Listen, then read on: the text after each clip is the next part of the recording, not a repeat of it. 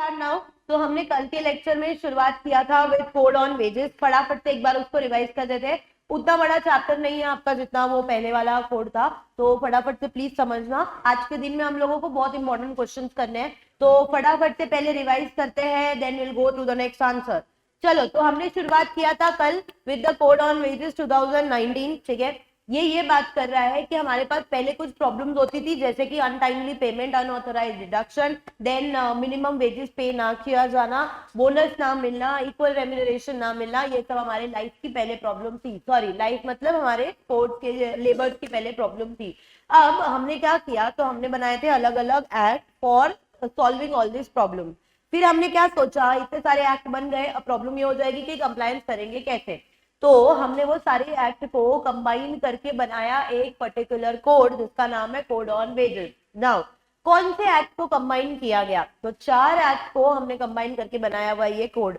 पहला payment of wages act, दूसरा minimum wages act, तीसरा पेमेंट ऑफ बोनस एक्ट, चौथा इक्वल रेम्यूनरेशन एक्ट। हर एक्ट की अपनी अपनी प्रॉब्लम, अपनी अपनी कहानी। ठीक है, now we started with the features of this act. समझना बहुत इंपॉर्टेंट है क्योंकि नया कोड आया है, तो please understand the features. Features ये बोलता है कि हमने सारे सेक्टर ऑफ वर्कर्स के लिए एक मिनिमम वेजेस को फिक्स किया हुआ है। ठीक है, अच्छा, सारे सेक्टर बोला तो ऑर्गेनाइज अनऑर्गेनाइज दोनों आ जाएगा क्या? यस। दूसरा, क्या हमने यहाँ पे कुछ नया टाइप का वेज इंट्रोड्यूस किया है, and what is that type? Floor wages. ठीक है, तो फ्लोर वेजेस बनाए गए हैं, and floor wages is that national base level जिसके नीचे मिनिमम वेजेस कभी भी सेट नहीं होगा। अच्छा, कौन डिसाइड करेगा floor wage? Central government will be deciding the floor wage. ठीक है, देन हम लोग आए थे नेक्स्ट पे, which is your about equal remuneration and providing equal opportunities to all the workers. ठीक है, देन हम लोगों ने बात किया था कि जब हम लोग वेज फिक्स करते हैं तो क्या कंसिडर करते हुए वेज फिक्स किया जाएगा, तो wages will be fixed according to the geographical area, according to the cost of living, the type of work, the skills of the worker. उसके बेसिस पे हम लोग क्राइटेरिया फॉर वेज फिक्सेशन रखेंगे। Gender equality achieve किया था। Then veg payment के लिए हमने एक टाइमली पेमेंट डिसाइड किया। अच्छा, ओवर टाइम देने का कि नहीं देने का? Of course yes, over time compensation will also be paid. किसकी रिस्पॉन्सिबिलिटी है मिनिमम वेज, फ्लोर वेज सब बराबर से पे करना है? सबकी किसकी रिस्पॉन्सिबिलिटी? हमारे एम्प्लॉयर की। ठीक है, देन इंस्पेक्टर कम फैसिलिटेटर के बारे में हमने पहले भी सुना हुआ था, तो वो भी आएगा यहाँ पे। Then we have the compounding of offence, उसकी बात किया हुआ है, एंड लास्ट में they have said about the decriminalisation of the offences. ठीक है, जो ये बात करता है कि पहले जो इम्प्रीजनमेंट की कुछ ऑफेंस थी, हम लोगों ने वो इम्प्रीजनमेंट खत्म करके पेनल्टी डिस्क्राइब किया हुआ है, सो दैट कि हम इसको थोड़ा सा लेस पनिशमेंट वाला एंड मोर कंप्लायंस ओरिएंटेड बना पाए। समझ में आया क्या इसकी बात? Now coming to the next question was the definition, different definition were given. बाकी सारी डेफिनेशन हमने सुनी हुई है, 2 डेफिनेशन को रिवाइज करेंगे। Industrial dispute and the one is same और सिमिलर वर्क। ठीक है, इंडस्ट्रियल डिस्प्यूट, डिस्प्यूट का मतलब क्या हुआ?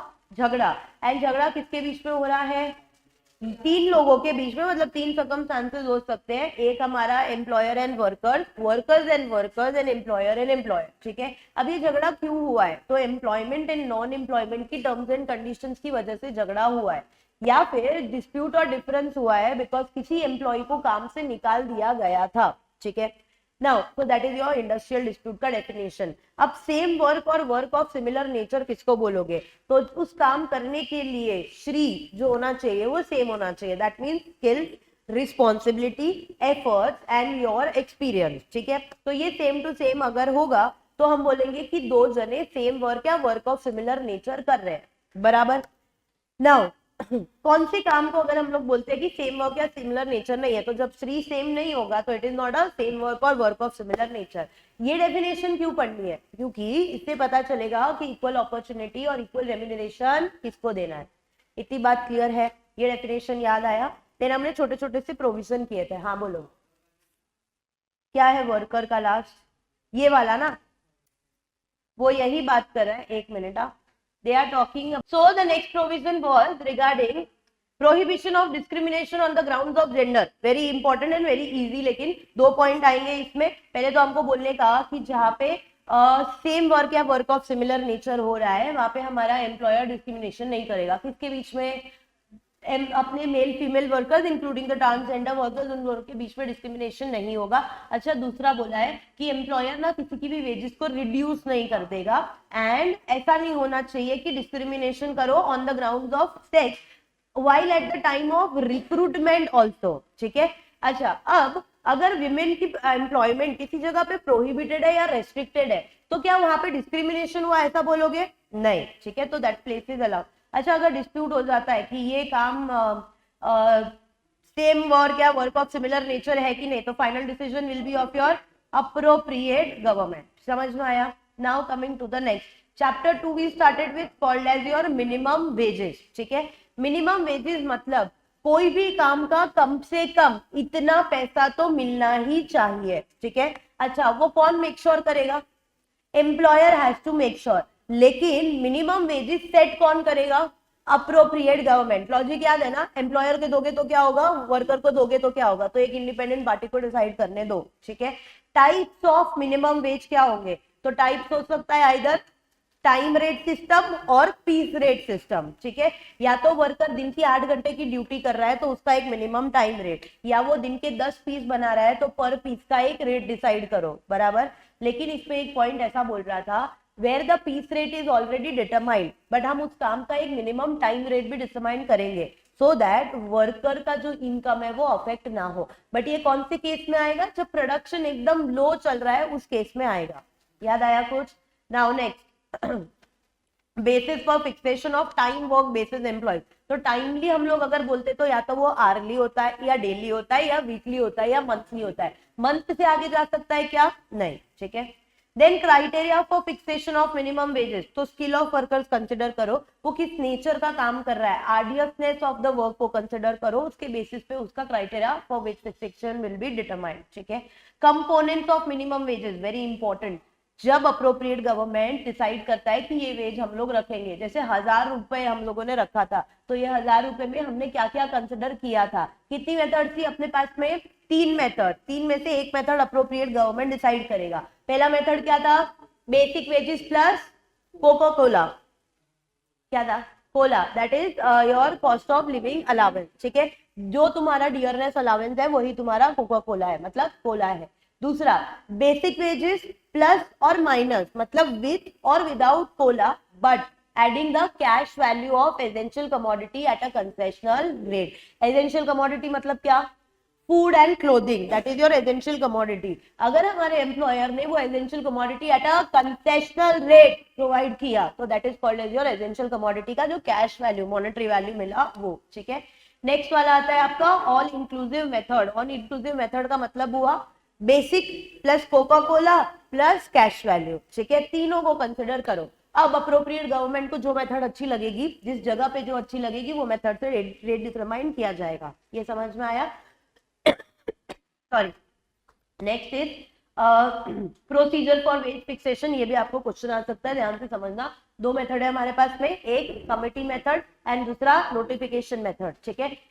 कमिटी मेथड ये बात कर रहा है कि अप्रोप्रिएट गवर्नमेंट एक कमेटी बनाएगा एंड कमेटी उनको रिकमेंडेशन देने का काम करेंगे। कमेटी में कौन लोग होंगे? तो चेयरपर्सन प्लस मेंबर्स। अब कौन मेंबर्स होंगे? 3 टाइप के members, representative of employer, representative of employees, equal in number. But जब दोनों साइड से इक्वल होंगे तो पॉसिबल डिस्प्यूट हो जाएगा या फिर इक्वालिटी आ जाएगी, तो कौन डिसीजन फाइनल लेगा? तो we also need an independent person not exceeding 1/3 of the total members, बराबर। कमिंग टू द नेक्स्ट, अब अगर नोटिफिकेशन मेथड से जा रहे हैं तो कमेटी ने दे दिया अपने रिकमेंडेशन। नोटिफिकेशन इशू करने से पहले वो पब्लिक को पब्लिश किया जाएगा। Whosoever is having any objection, वो विद इन 2 months उस ऑब्जेक्शन को फाइल करेंगे। फाइल करने के बाद में now they will come to a final conclusion कि ये रेट रखना है, इसमें कुछ चेंज करना है या क्या, ठीक है। उसके बाद एक final notification will be published and उसमें एक फाइनल रेट को डिसाइड किया जाएगा। अच्छा, ये नया रेट कब से इफेक्टिव में आएगा? तो on the expiry of 3 months from the date of issue of the notification, ठीक है। नाउ क्या हमको सिर्फ और सिर्फ मिनिमम वेजेस को फिक्स करने में फोकस रखना है कि उसको टाइम टू टाइम 2 चीजें करनी है, R&R, which is review and revise. Review का मतलब होता है सिर्फ चेक करना, अगर 1000 रुपए रखे इस काम के तो तुमको 2 साल बाद भी अगर 1000 रुपए ठीक लग रहे हैं तो उसको रिव्यू करके छोड़ दो। लेकिन 1000 रुपए अगर आपको 2 साल बाद लग रहा है कि नहीं इसमें बढ़ाने की जरूरत है तो आप उसको रिवाइज करोगे। तो रिव्यू करो या रिवाइज करो, कौन करेगा? जिसने फिक्स किया था, that means about appropriate government. कितने टाइम में करेगा? Not exceeding a period of 5 year. ठीक है, सॉरी, यस। अब जब अप्रोप्रिएट गवर्नमेंट फिक्स करे रेट को, रिव्यू करे कि रिवाइज करे, उसको मैंडेटरी कंसल्ट करना है to the advisory board and the state government before they go on for this fixation, revision और रिव्यू। इतना समझ में आया? ओके, आई थिंक ये हमारा लास्ट टॉपिक था। अच्छा, फिर हमने एक छोटा सा टॉपिक किया था, ये भी था power of central government to fix the floor wage. ठीक है, floor wage is again your base line wage standard, जिसके बिलो हम लोग नहीं जा सकते। रिमेंबर, ग्राउंड फ्लोर के नीचे नहीं होगा, उसके ऊपर ही जाएंगे। ठीक है, अब ये कैसे डिसाइड किया जाता है? तो कंपोजिट पैकेज है ये, जो minimum living standards of a worker को कंसिडर करता है। डिफरेंट ज्योग्राफिकल एरियाज में different rate can be fix. ठीक है, अब ये दोनों पॉइंट इंपॉर्टेंट है। अगर मिनिमम रेट ऑफ वेजेस जो हमारी अप्रोप्रिएट गवर्नमेंट ने फिक्स किया है वो फ्लोर वेज से कम है तो क्या करना पड़ेगा? रिवाइज करके उसको बढ़ाना पड़ेगा। लेकिन minimum wage is already higher than the floor wage, तो क्या कम करेंगे? नहीं, दैट विल बी सफिशिएंट। याद रहेगा। उसके बाद हम लोगों ने किया था wages of an employee who works for less than a normal working day. 8 घंटे की ड्यूटी में उसने 6 घंटा काम किया, बट ये जो 6 घंटा काम हुआ है ना, वो उसकी गलती की वजह से नहीं हुआ था। मतलब कुछ ऐसे फैक्टर्स हो गए थे that were beyond the control of the employee. तो एम्प्लॉय काम करने को रेडी था but things were not favourable, तो उसको तो पूरे काम का पैसा मिलना चाहिए, वो तो आया ना पूरा दिन। ठीक है, लेकिन यहाँ पे एक एक्सेप्शन दिया हुआ है कि अगर एम्प्लॉय की खुद की अनविलिंगनेस थी, उसको खुद को ही काम नहीं करना था, तो क्या एम्प्लॉयर उसको पैसा देगा? नहीं। समझा? Then section 11 and 12 was simple. उसके बाद हमने एक छोटा सा चीज किया था, वो ओवर टाइम वर्क वाला, जो आपने लास्ट कोड में भी किया हुआ है। ओवर टाइम अगर करवाएंगे तो not less then twice of the normal rate. इतनी बात याद रहेगी। अब सॉरी, अब आते हैं नेक्स्ट पे, बहुत इंपॉर्टेंट है, ध्यान से सुनना। कल हम लोगों ने इसकी छोटी सी बात किया था कि मिनिमम वेज का ऑब्जेक्टिव ना, ऐसे देखोगे तो 2 है।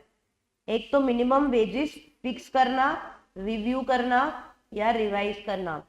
बट हमने कल बात किया था, पता है, कि चलो हमारा एम्प्लॉयर बोलता है मैं 1000 रुपया देने को तैयार हूं फॉर द वर्क डन। ठीक है, बट उसके सामने वो बोलता है जो एक दिन, मतलब रोज जो आपको काम करना है वो 14 आवर्स की ड्यूटी करनी है।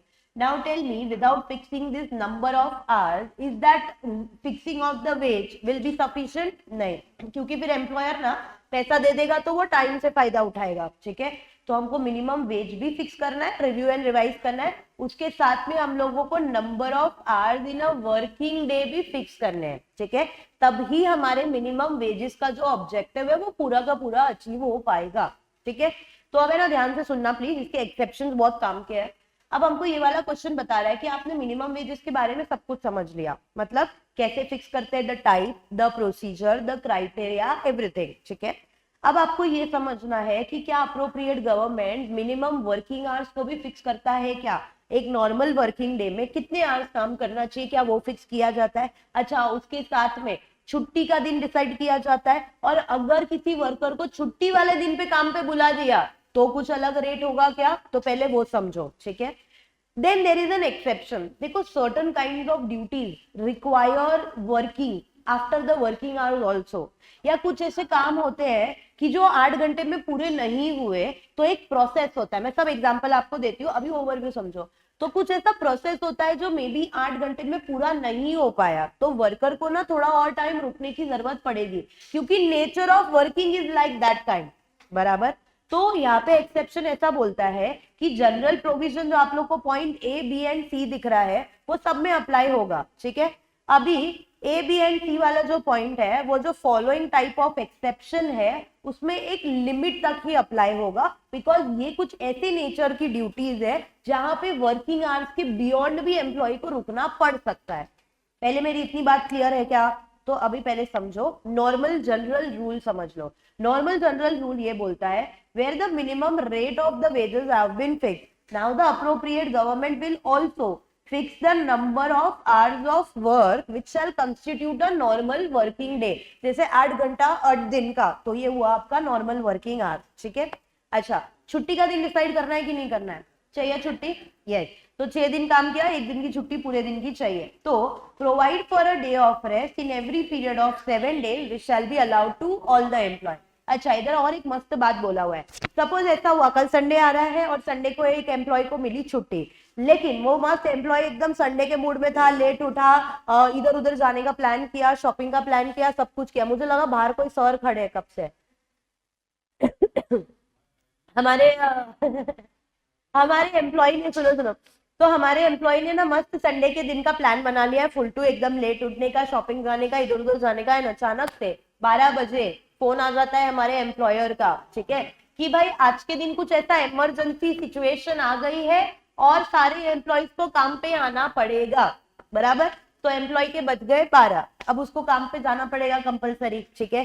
सोचो संडे का दिन, एक तो छुट्टी का दिन बिगड़ा, एक तो उसके सारे प्लान बिगड़े, उसके आराम का दिन गया, और ऊपर से एम्प्लॉयर के पास काम करने भी जाना पड़ेगा, तो उसको कुछ तो एक्स्ट्रा मिलना चाहिए उस दिन का। तो सी वाला पॉइंट देखो, provide for payment of work on a day of rest. देखो कितना मस्त है, at a rate not less than overtime rate, as if वो जो ओवर टाइम में आता है, overtime was twice the rate of normal wage, तो कम से कम उसको ट्वाइस द पेमेंट तो मिलना ही चाहिए भाई। कुछ तो मोटिवेशन हो, छुट्टी छोड़ के अगर हम काम पे आ रहे हैं तो कुछ तो दोगुना पैसा एक्स्ट्रा मिले, तो कुछ तो मोटिवेशन बचे कि ठीक है चलो संडे पे मैंने इतना काम कर लिया, समझा। अच्छा, ये चीज है ना, जोक्स अपार्ट, हर बार नहीं तो क्या होगा ना, जैसे भी जो भी छुट्टी का दिन होगा ना, हमारा एम्प्लॉयर उसको काम पे बुला लेगा ना, पेमेंट एक्स्ट्रा करेगा और काम भी करवा लेगा, एंड दैट मींस फिर सेकंड वाली कंडीशन भी फुलफिल नहीं होगी कि एक दिन का पूरा रेस्ट प्रोवाइड करो। इसीलिए अगर वर्कर को बुलाना भी है संडे के दिन या कोई भी छुट्टी के दिन पे, तो उनको not less then twice the rate of that wages पे करना पड़ेगा। ये समझ में आया? तो this is your general provision. 3 cases है, पहले तो नंबर ऑफ वर्किंग आवर्स को फिक्स करो, दूसरा एक दिन रेस्ट का है वो डिसाइड करो एंड उनको सारे एम्प्लॉइज को दो, एंड थर्ड अगर छुट्टी वाले दिन पे किसी को काम पे बुलाया जा रहा है तो फिर उस दिन पे आपको ओवर टाइम का जो रेट है उसका कम से कम उतना पेमेंट तो करना ही पड़ेगा। इतनी बात क्लियर हो गई? अब नीचे का चीज क्या बोल रहा है ना, modification and extent of application of above provision in specific classes of work. मतलब जो ऊपर की 3 चीजें पढ़ी ना आप लोगों ने, वो 3 चीजें ना पूरी की पूरी एज इट इज अप्लाई नहीं होगी, ठीक है, may not strictly apply, because, क्योंकि अभी आप देखोगे ना एग्जाम्पल, तो ऐसे बोल सकते हो because of its nature of work, ठीक है। अब देखो पहला वाला क्या दिया हुआ है, an employee engage in any emergency which could not have been foreseen और प्रिवेंटेड, ठीक है।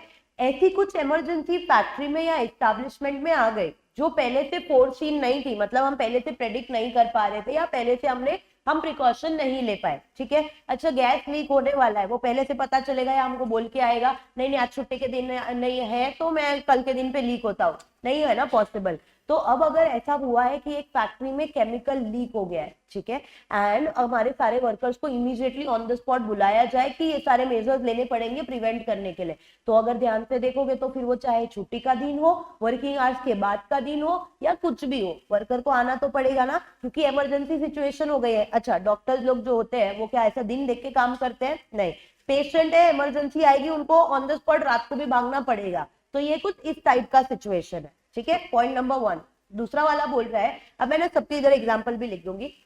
Second one is saying employees engage in the work of nature of preparatory और कॉम्प्लीमेंट्री वर्क।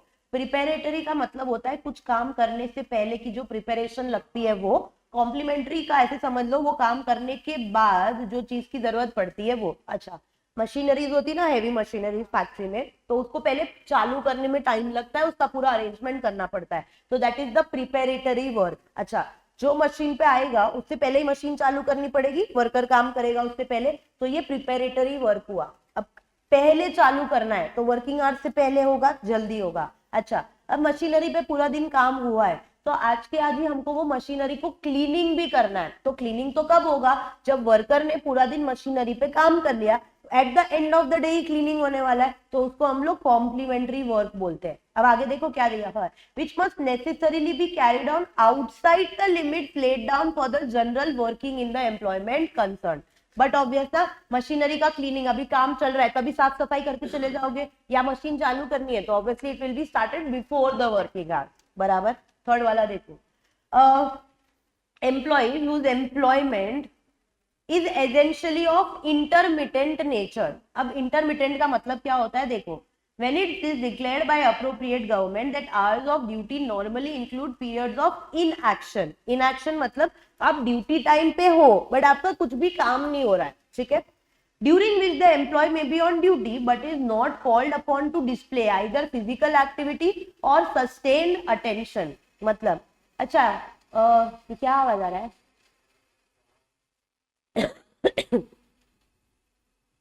वॉचमैन और सिक्योरिटी गार्ड एट नाइट, बहुत बार क्या होता है, वो लोग सिर्फ बैठे रहते हैं जगह पे और ध्यान रखते रहते हैं, बट एक्चुअली में उस टाइम पे कुछ ऐसा इंपॉर्टेंट काम नहीं हो रहा है। 2 मिनट सुन लो, मैं करती बाकी का।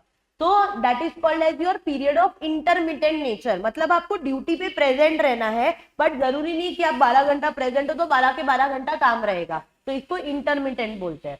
ये समझ में आया? 3 चीजें पढ़ी। पहले वाले में क्या था, कुछ ऐसी इमरजेंसी आ गई जो पहले से देखी नहीं जा सकती थी या उसको प्रिवेंट नहीं किया जा सकता था। दूसरा ऐसा हुआ प्रिपेरेटरी और कॉम्प्लीमेंट्री वर्क। प्रिपेरेटरी मतलब कुछ काम चालू करने से पहले की प्रिपरेशन, कॉम्प्लीमेंट्री का ऐसे समझ लो वो काम हो जाए उसके बाद जो हम लोगों को आफ्टर एक्टिविटीज करनी है वो। थर्ड वाला हमने पढ़ा कि एम्प्लॉय जिसका employment is of intermittent nature. Intermittent मतलब आप ड्यूटी आवर्स में प्रेजेंट हो बट आपको काम करने की जरूरत नहीं है, यहाँ फ्री बैठे हो उस टाइम पे, ठीक है।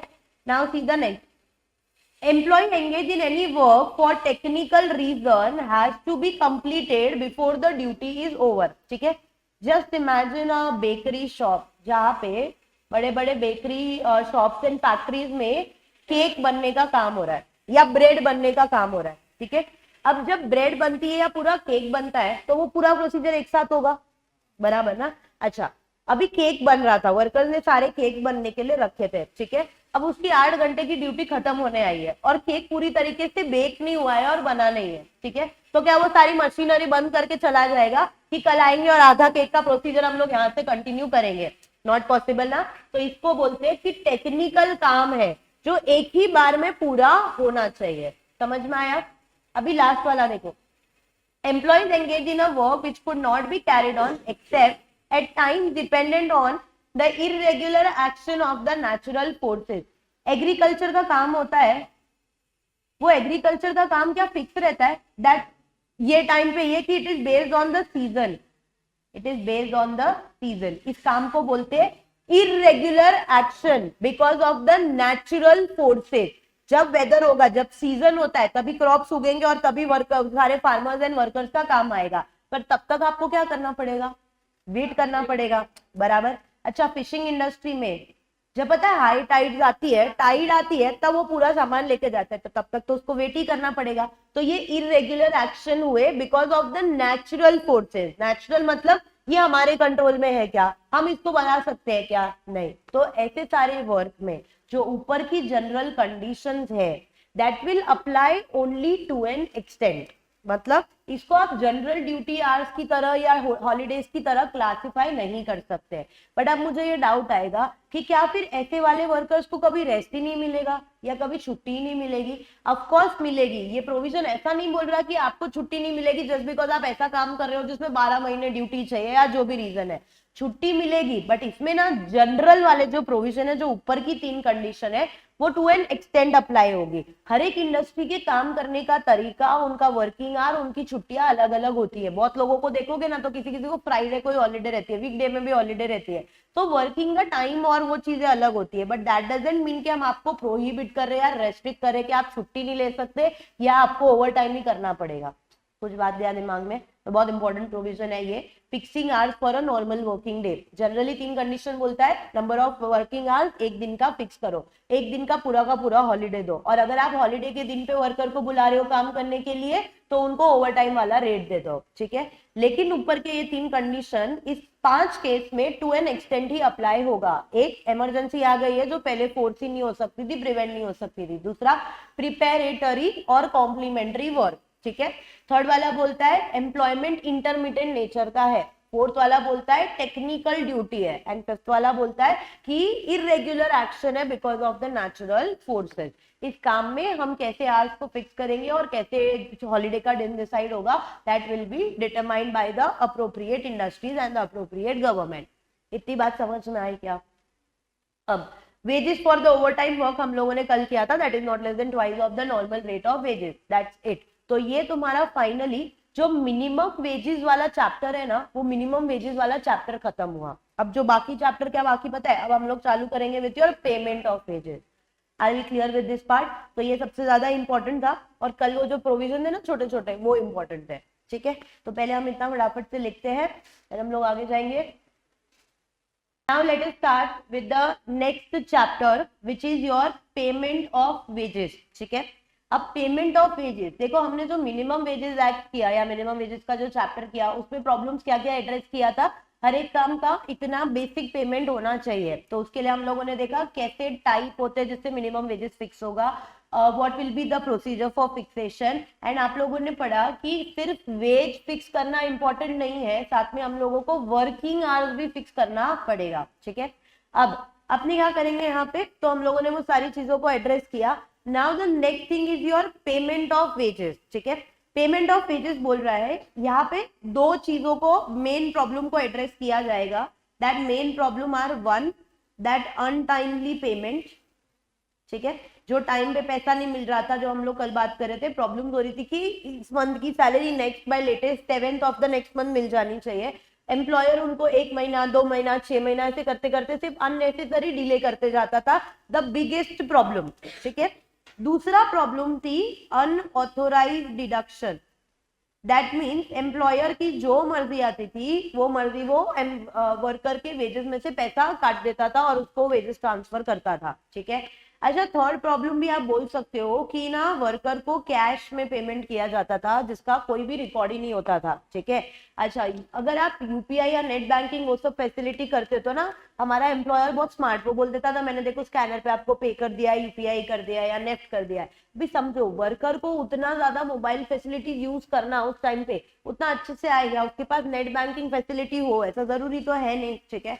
तो एम्प्लॉयर ये बोल देता था कि पैसा ट्रांसफर हो गया है, बट एक्चुअली में हुआ है कि नहीं, वो भी तो ध्यान रखना पड़ेगा। प्लस कैश में दिया तो कैश का तो कोई रिकॉर्ड या प्रूफ ही नहीं है, कितना पैसा दिया, कब दिया, उस सब चीज का, ठीक है।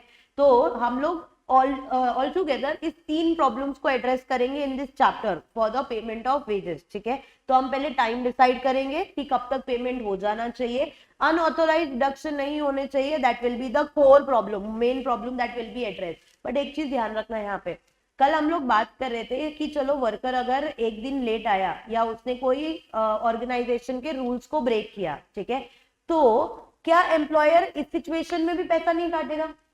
Obviously he is the rightful thing to deduct this amount।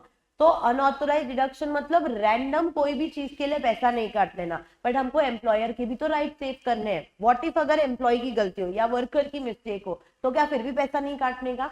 तो there are a list of action, there are a list of deduction. अगर एम्प्लॉयर वो डिडक्शन करता है ना, तो it will be an allowed deduction, it will be called as an authorised deduction. समझ आया? तो हम लोग उसके प्रोविजन पढ़ेंगे, एंड देन हम लोग ये एड्रेस करेंगे, मेक श्योर करेंगे कि किस चैनल से पेमेंट किया जाए, क्या ऑनलाइन होना चाहिए, किस चैनल से होना चाहिए, उसकी बात करेंगे। तो ये तीन प्रॉब्लम होने वाले हैं आप लोगों के नेक्स्ट चैप्टर में। बता समझ में आया? Now see one by one. तो ये चैप्टर बनाने का ऑब्जेक्टिव था ट्रांसपेरेंसी मेंटेन करना, अकाउंटेबिलिटी रखना, जिम्मेदारी रखना, रिस्पॉन्सिबिलिटी रखना, who is responsible, and the ease of access and the facilities to all the employees. Chapter की स्टार्टिंग में ही लिख दिया है, the chapter will not be applicable to government establishment. पहला वाला कोड याद रखोगे तो उसमें भी दिया हुआ था, the establishment under the control of state government और central government, the provisions will not be applying, ठीक है। सेम मैनर में यहाँ पे भी गवर्नमेंट एस्टैब्लिशमेंट्स आर एक्सक्लूडेड, ठीक है।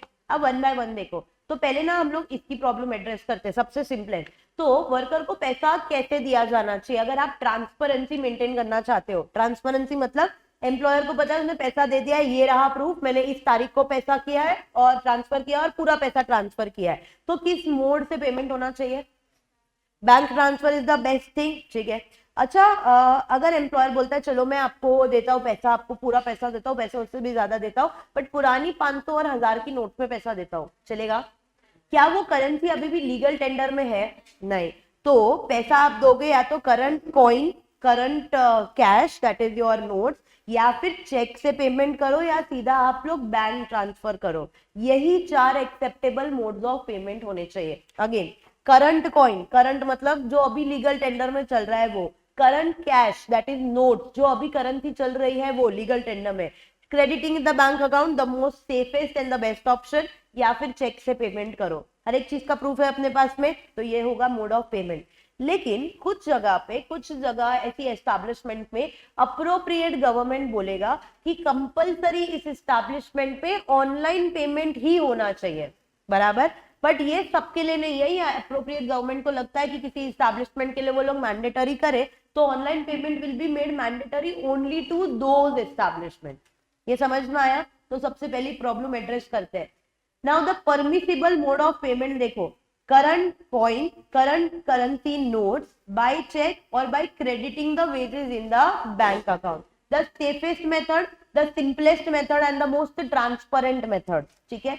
दूसरा बोलता है online mode of payment is mandatory, but मैंने आपको बता दिया appropriate government will decide and prescribe कि किसके लिए, कौन से इंडस्ट्रियल एस्टैब्लिशमेंट के लिए एंड किस जगह पे आप लोगों को सिर्फ और सिर्फ पेमेंट करना है बाय चेक और by crediting in the bank account. Then अगर अप्रोप्रिएट गवर्नमेंट ने अलग से आपको बोला है तो आप इसके 2 मेथड के अलावा और कोई भी मेथड यूज नहीं करोगे। ये समझ में आया? अब नेक्स्ट देखो, fixation of the wage period. अभी अपने बात किया था, पता है उस टाइम पे कि कोई डेली वाला होता है ना, कोई होता है मंथली वाला, कहीं पे वीकली भी होता है एंड कहीं पे फोर्टनाइटली भी होता है, बराबर। इन लोगों के लिए सबके लिए अलग अलग वेज पीरियड फिक्स होगा। जैसे तुमको सबसे इजी वाला पता होगा, जो मंथली वाले होते हैं उसको नेक्स्ट मंथ की लेटेस्ट बाय 7th तक पेमेंट हो जाना चाहिए, ऑन और before 7th of the next month payment हो जाना चाहिए। ठीक है। तो देन डेली वालों के लिए क्या होगा, वीकली वालों के लिए कब होगा एंड फोर्टनाइटली वालों के लिए कब होगा, that is the main case. तो हम लोग उस सब के लिए एक वेज पीरियड को फिक्स करेंगे। 2 minute. So that is the wage period that will be fix. ठीक है। अरे भाई 1 ही मिनट आज। अच्छा मुझे बताओ, डेली समझ में आया, monthly, weekly, what is fortnightly? How many days you will calculate that? Fortnightly मतलब हाँ 15 डेज एंड 14 नाइट्स, फोर्टनाइटली बराबर, सीधा भाषा में 2 हफ्ते।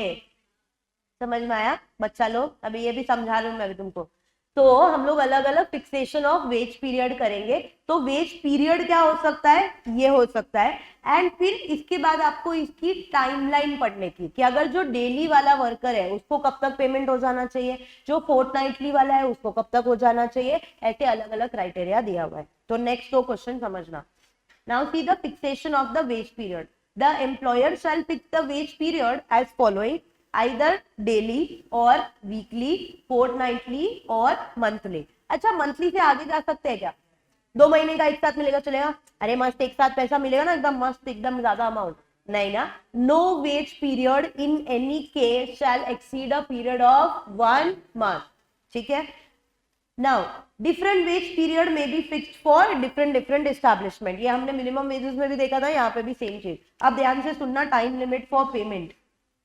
नाउ जो डेली बेसिस वाला वर्कर है, मुझे पहले आप लॉजिकली बताओ कब तक हो जाना चाहिए, फिर हम पढ़ते हैं। डेली वाला वर्कर है उसको पेमेंट कब तक हो जाना चाहिए? व्हेन यू विल एक्सपेक्ट की पेमेंट हो जाना चाहिए? By the end of the shift. आज काम किया, suppose there is a construction worker, ठीक है, कंस्ट्रक्शन वर्कर को हम लोगों ने अपॉइंट किया है डेली, वो दिहाड़ी मजदूर जैसे बोलते हैं ना वैसे। तो कंस्ट्रक्शन वर्कर ने हम लोगों ने उसको हायर किया है 1 दिन के लिए, तो डेली वाला हुआ। अब इसको पेमेंट कब हो जाना चाहिए? उसी दिन पे, जैसे उसका ड्यूटी आवर्स खत्म हुआ ना, सपोज 6 बजे उसका काम खत्म हुआ, तो उस दिन पे सेम डे पे उसका पेमेंट हो जाना चाहिए, मतलब bye the end of the shift. ठीक है। दूसरा, फॉर वीकली बेसिस, वीकली का पेमेंट कब हो जाना चाहिए? जो लास्ट वर्किंग डे होता है ना तब। सपोज एक हाउस कीपिंग वर्कर है जो काम कर रहा है मंडे टू सैटरडे, तो पेमेंट कब हो जाएगा? इसका लास्ट वर्किंग डे क्या है? सैटरडे। तो बाय सैटरडे इवनिंग तो पार्टी करने जा सकता है, देखो सैटरडे इवनिंग को पेमेंट हो जाएगा। ठीक है। Now see the next, for fortnightly basis, ये पढ़ते मत। फोर्टनाइटली का मतलब क्या था, दैट इज 2 वीक, सिंपल भाषा में it is 2 week. Fortnightly 14 night and 15 days, package नहीं बुक कर रहे हैं हम लोग, फोर्टनाइटली का मतलब समझ रहे हैं। अब इनका पेमेंट कब हो जाना चाहिए वो बताओ। इसका ना इन लोगों को, आप लोगों को दिया हुआ है कि जैसे सपोज खत्म हुआ आपका शिफ्ट, चलो 14 जून तक आप लोगों ने काम किया, तो बाय 16 जून आपका पेमेंट हो जाएगा। 2 दिन दिया हुआ है, ठीक है। अच्छा ये तो हमको ऑलरेडी पता है। मंथली वाले का by 7th of next month, अच्छा ऑन और before 7th of next month, समझ आया। ये टाइमलाइन बहुत कम की है, आप लोगों को ना इसके ऊपर केस स्टडी बना के वो लोग पूछ सकते हैं कि ये यहाँ का वर्कर है, इस तरीके से काम करता था, अब इसका पेमेंट कब होगा, आपको उसकी डेट के साथ में लिखना पड़ेगा, समझ आ रहा है। तो हम एग्जाम्पल लिखेंगे। Now these are the simple cases, लेकिन ऐसा भी हो सकता है कि वर्कर को काम से निकाल दिया गया हो, या उसका रिट्रेंचमेंट हुआ हो, या उसने रेजिग्नेशन लिया हो, तो ये सारे केसेस में उसका पेमेंट कब तक हो जाना चाहिए, बिकॉज समझो अब तो वो परमानेंटली छोड़ के जाने वाला है, तो विद इन 2 वर्किंग डेज उसका पेमेंट हो जाना चाहिए, ठीक है।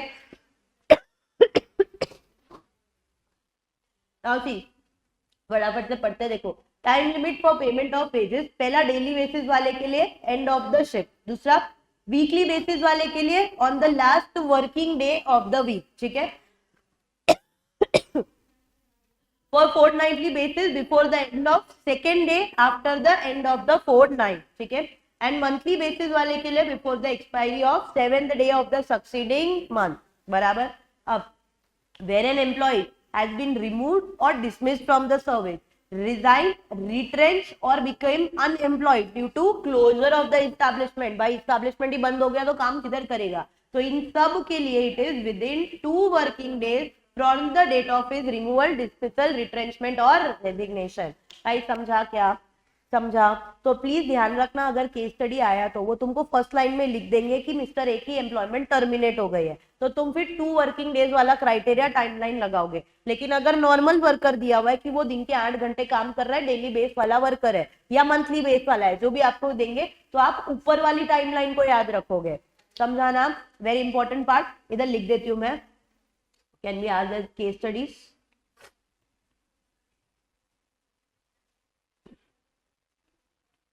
Are we clear till now. इसके बाद आने वाला है एक मस्त बड़ा सा लिस्ट, पहले इतना लिख के खत्म करेंगे, देन हम लोग वो पढ़ते हैं। यहाँ से बाकी है ना, डन। हाँ प्लीज ध्यान से सुनना, वी हैव अ लिस्ट, पूरा एक लिस्ट है, वो पढ़ना है ध्यान से। अच्छा क्या प्रॉब्लम्स एड्रेस किया हम लोगों ने इस पर्टिकुलर चैप्टर में पेमेंट ऑफ वेजेस के लिए। एक तो अनटाइमली पेमेंट, तो अब आप लोग देखोगे तो हमने टाइम डिसाइड कर दिया है, हर एक काम जो भी डेली हो, फोर्टनाइटली हो, मंथली हो, हर एक का हम लोगों ने एक टाइम पीरियड डिसाइड किया है फॉर द पेमेंट। एक प्रॉब्लम एड्रेस हो गया। वो जो कैश वाला चीज था कि कोई रिकॉर्ड मेंटेन नहीं होता था एंड पेमेंट का कोई ट्रैक रिकॉर्ड नहीं था, वो प्रॉब्लम भी हम लोगों ने एड्रेस कर लिया। Now we are coming to this core problem, that is unauthorised deduction. वापस एक बार मैं आप लोगों को बता दूं कि पहले एम्प्लॉयर कुछ भी, मतलब जो उनके मन में आता था, चलो अगर एम्प्लॉय एक घंटा लेट आया, ठीक है, और एम्प्लॉयर का जो मर्जी आया, उससे 1000 रुपया माइनस कर दिया उसके वेज से, या 2000 रुपया माइनस कर दिया, व्हाटएवर, या कुछ भी रीजन की वजह से हमारे एम्प्लॉयर ने इस एम्प्लॉय के वेजेस में से पैसे माइनस कर दिए, ठीक है, तो क्या ऐसा कोई भी रैंडम अनऑथोराइज्ड डिडक्शन चलेगा? नहीं, क्योंकि वर्कर के राइट्स अफेक्ट हो रहे हैं, उसको पूरा का पूरा पैसा नहीं मिल रहा है एंड एम्प्लॉयर उनको एक्सप्लॉइट कर रहा है, बराबर। लेकिन एज वी ऑलरेडी डिस्कस, अगर ऑर्गेनाइजेशन की कुछ पॉलिसी है और वो पॉलिसी हमारा एम्प्लॉयर ब्रेक करे, तो भी क्या फाइन नहीं लेने का उनसे? यस लेंगे।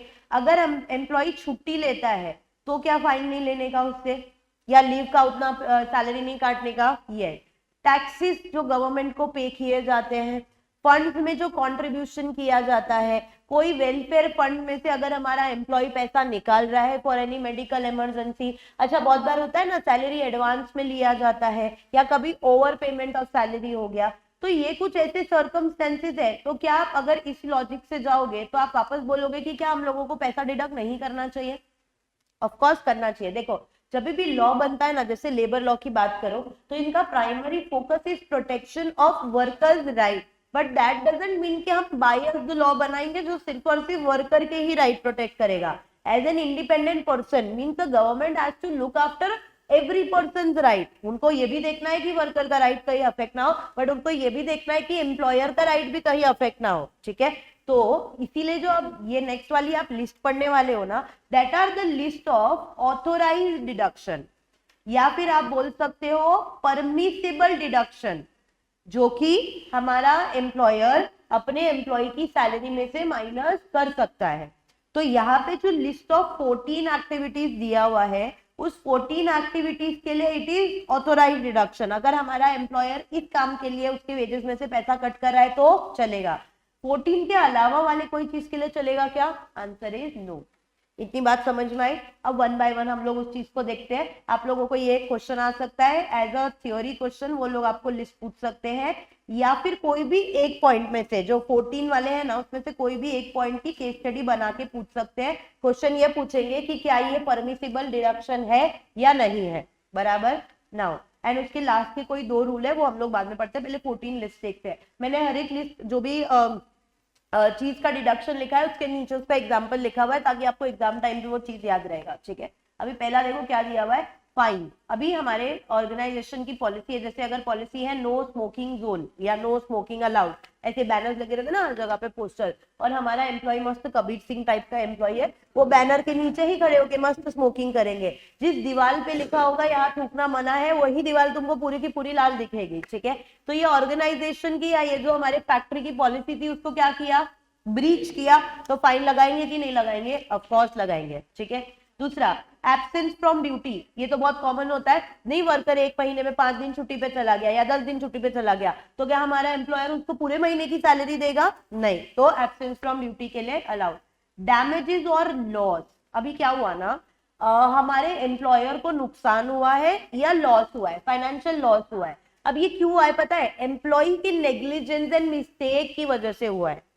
समझा क्या बोला? अच्छा, गलती अगर एम्प्लॉय की है तो गलती का भुगतान भी एम्प्लॉय को ही करना पड़ेगा, तो उसी की वेजेस में से अमाउंट को माइनस किया जाएगा। अगर हम लोगों ने एम्प्लॉय को बोला था यहाँ से एक जगह से कैश दूसरी जगह पे लेके जा, और एम्प्लॉय की ही नेग्लिजेंस की वजह से वो कैश चोरी हो गया या कहीं पे गुम हो गया, तो फिर किसकी पैसे में से काटा जाएगा? एम्प्लॉय के, ठीक है। नेक्स्ट, एमिनिटीज और सर्विसेज प्रोवाइडेड। एमिनिटीज का मतलब होता है द फैसिलिटीज, ठीक है। अगर हमारा एम्प्लॉयर या हमारा गवर्नमेंट अपने वर्कर को कोई फैसिलिटी प्रोवाइड करता है या कुछ सर्विसेज प्रोवाइड करता है, चलो कंसेशनल रेट पे प्रोवाइड करता है तो वर्कर को बेनिफिट तो हो रहा है, पर जितना रेट है उतना तो देना पड़ेगा ना भाई, और अगर वो अभी नहीं दे पाता तो उसकी वेजेस में से कट कर दिया जाएगा। समझ रहा है? यहाँ तक देखोगे तो कुछ ऐसा लगा आपको कि अनऑथोराइज कुछ हो रहा है या इलीगल कुछ हो रहा है? नहीं। नेक्स्ट देखो, रिकवरी ऑफ एडवांसेस। हमारे वर्कर ने स्टार्टिंग ऑफ द मंथ ही बोल दिया कि मुझे इस महीने का सैलरी एडवांस में चाहिए, चलो दे दिया सैलरी, बट वो जो एडवांस दिया है उसको रिकवर भी तो करना पड़ेगा, तो हमारा एम्प्लॉयर उसको चीज को रिकवर करेगा by deducting from his salary, ठीक है। अच्छा, कई बार ऐसा हो सकता है कि ओवर पेमेंट उसको हो गया हो, पॉसिबल, ठीक है, तो ओवर पेमेंट भी इसी तरीके से फिर रिकवर किया जाएगा। समझ रहा है? Next, welfare fund loan. तो एक बार ना क्या हुआ, हमारे एम्प्लॉय को एकदम इमरजेंसी मेडिकल की नीड्स आ जाती है, मेडिकल का खर्चा आ जाता है, तो इसी के वेलफेयर के लिए एम्प्लॉयज एंड लेबर्स के ही वेलफेयर के लिए एक फंड बनाया हुआ है, और उस फंड में से वो पैसा ले लेता है थोड़े टाइम के लिए, ताकि वो अपनी मेडिकल इमरजेंसी को फुलफिल कर सके, एक्सपेंसेस कर सके, ठीक है। तो फिर जो फंड लिया है हमने, उस फंड में हमको वापस भी तो डिपॉजिट करना पड़ेगा, और वो कैसे होगा? तो धीरे धीरे एम्प्लॉय की सैलरी में से माइनस करके किया जाएगा, ठीक है। Next, house building loan. हमारे एम्प्लॉय को बनाना है घर, ठीक है। अच्छा, कितने लिमिट तक का कितना अमाउंट सैंक्शन किया जाएगा वो हमारा एम्प्लॉयर बोलेगा, government as per the appropriate government. तो हाउस बिल्डिंग लोन्स के लिए भी हम उसी की वेजेस में से पैसा माइनस करेंगे। सिंपल समझो, एम्प्लॉय की ही फैसिलिटीज के लिए एम्प्लॉय की गलती की वजह से पैसा माइनस किया जाएगा, उसके अलावा की कोई भी चीजें यहाँ पे नहीं आएगी, ठीक है। Next, house accommodation. हमारे एम्प्लॉयर ने, पता है गवर्नमेंट क्वार्टर्स होते हैं या ऐसे क्वार्टर्स होते हैं जहाँ पे हमारे एम्प्लॉयज को रहने दिया जाता है, तो ऐसा हाउस अकोमोडेशन हमारे एम्प्लॉयर ने ही प्रोवाइड किया। या समझो वो जो वर्कर था वो इंटरस्टेट माइग्रेंट वर्कर है और मुंबई में नया नया अभी आया है, मुंबई का real estate is always higher, तो हमारे एम्प्लॉयर ने ना उसको थोड़े टाइम के लिए रेंट पे या कहीं पे रहने के लिए थोड़ी सी जगह दे दी, ठीक है। अब खर्चा भी एम्प्लॉयर ने उठाया है, बट क्या खर्चा एम्प्लॉयर ही उठाएगा? वर्कर इज रिस्पॉन्सिबल टू पे बैक दैट अमाउंट, तो हाउस अकोमोडेशन का खर्चा इज ऑल्सो माइनस, ठीक है।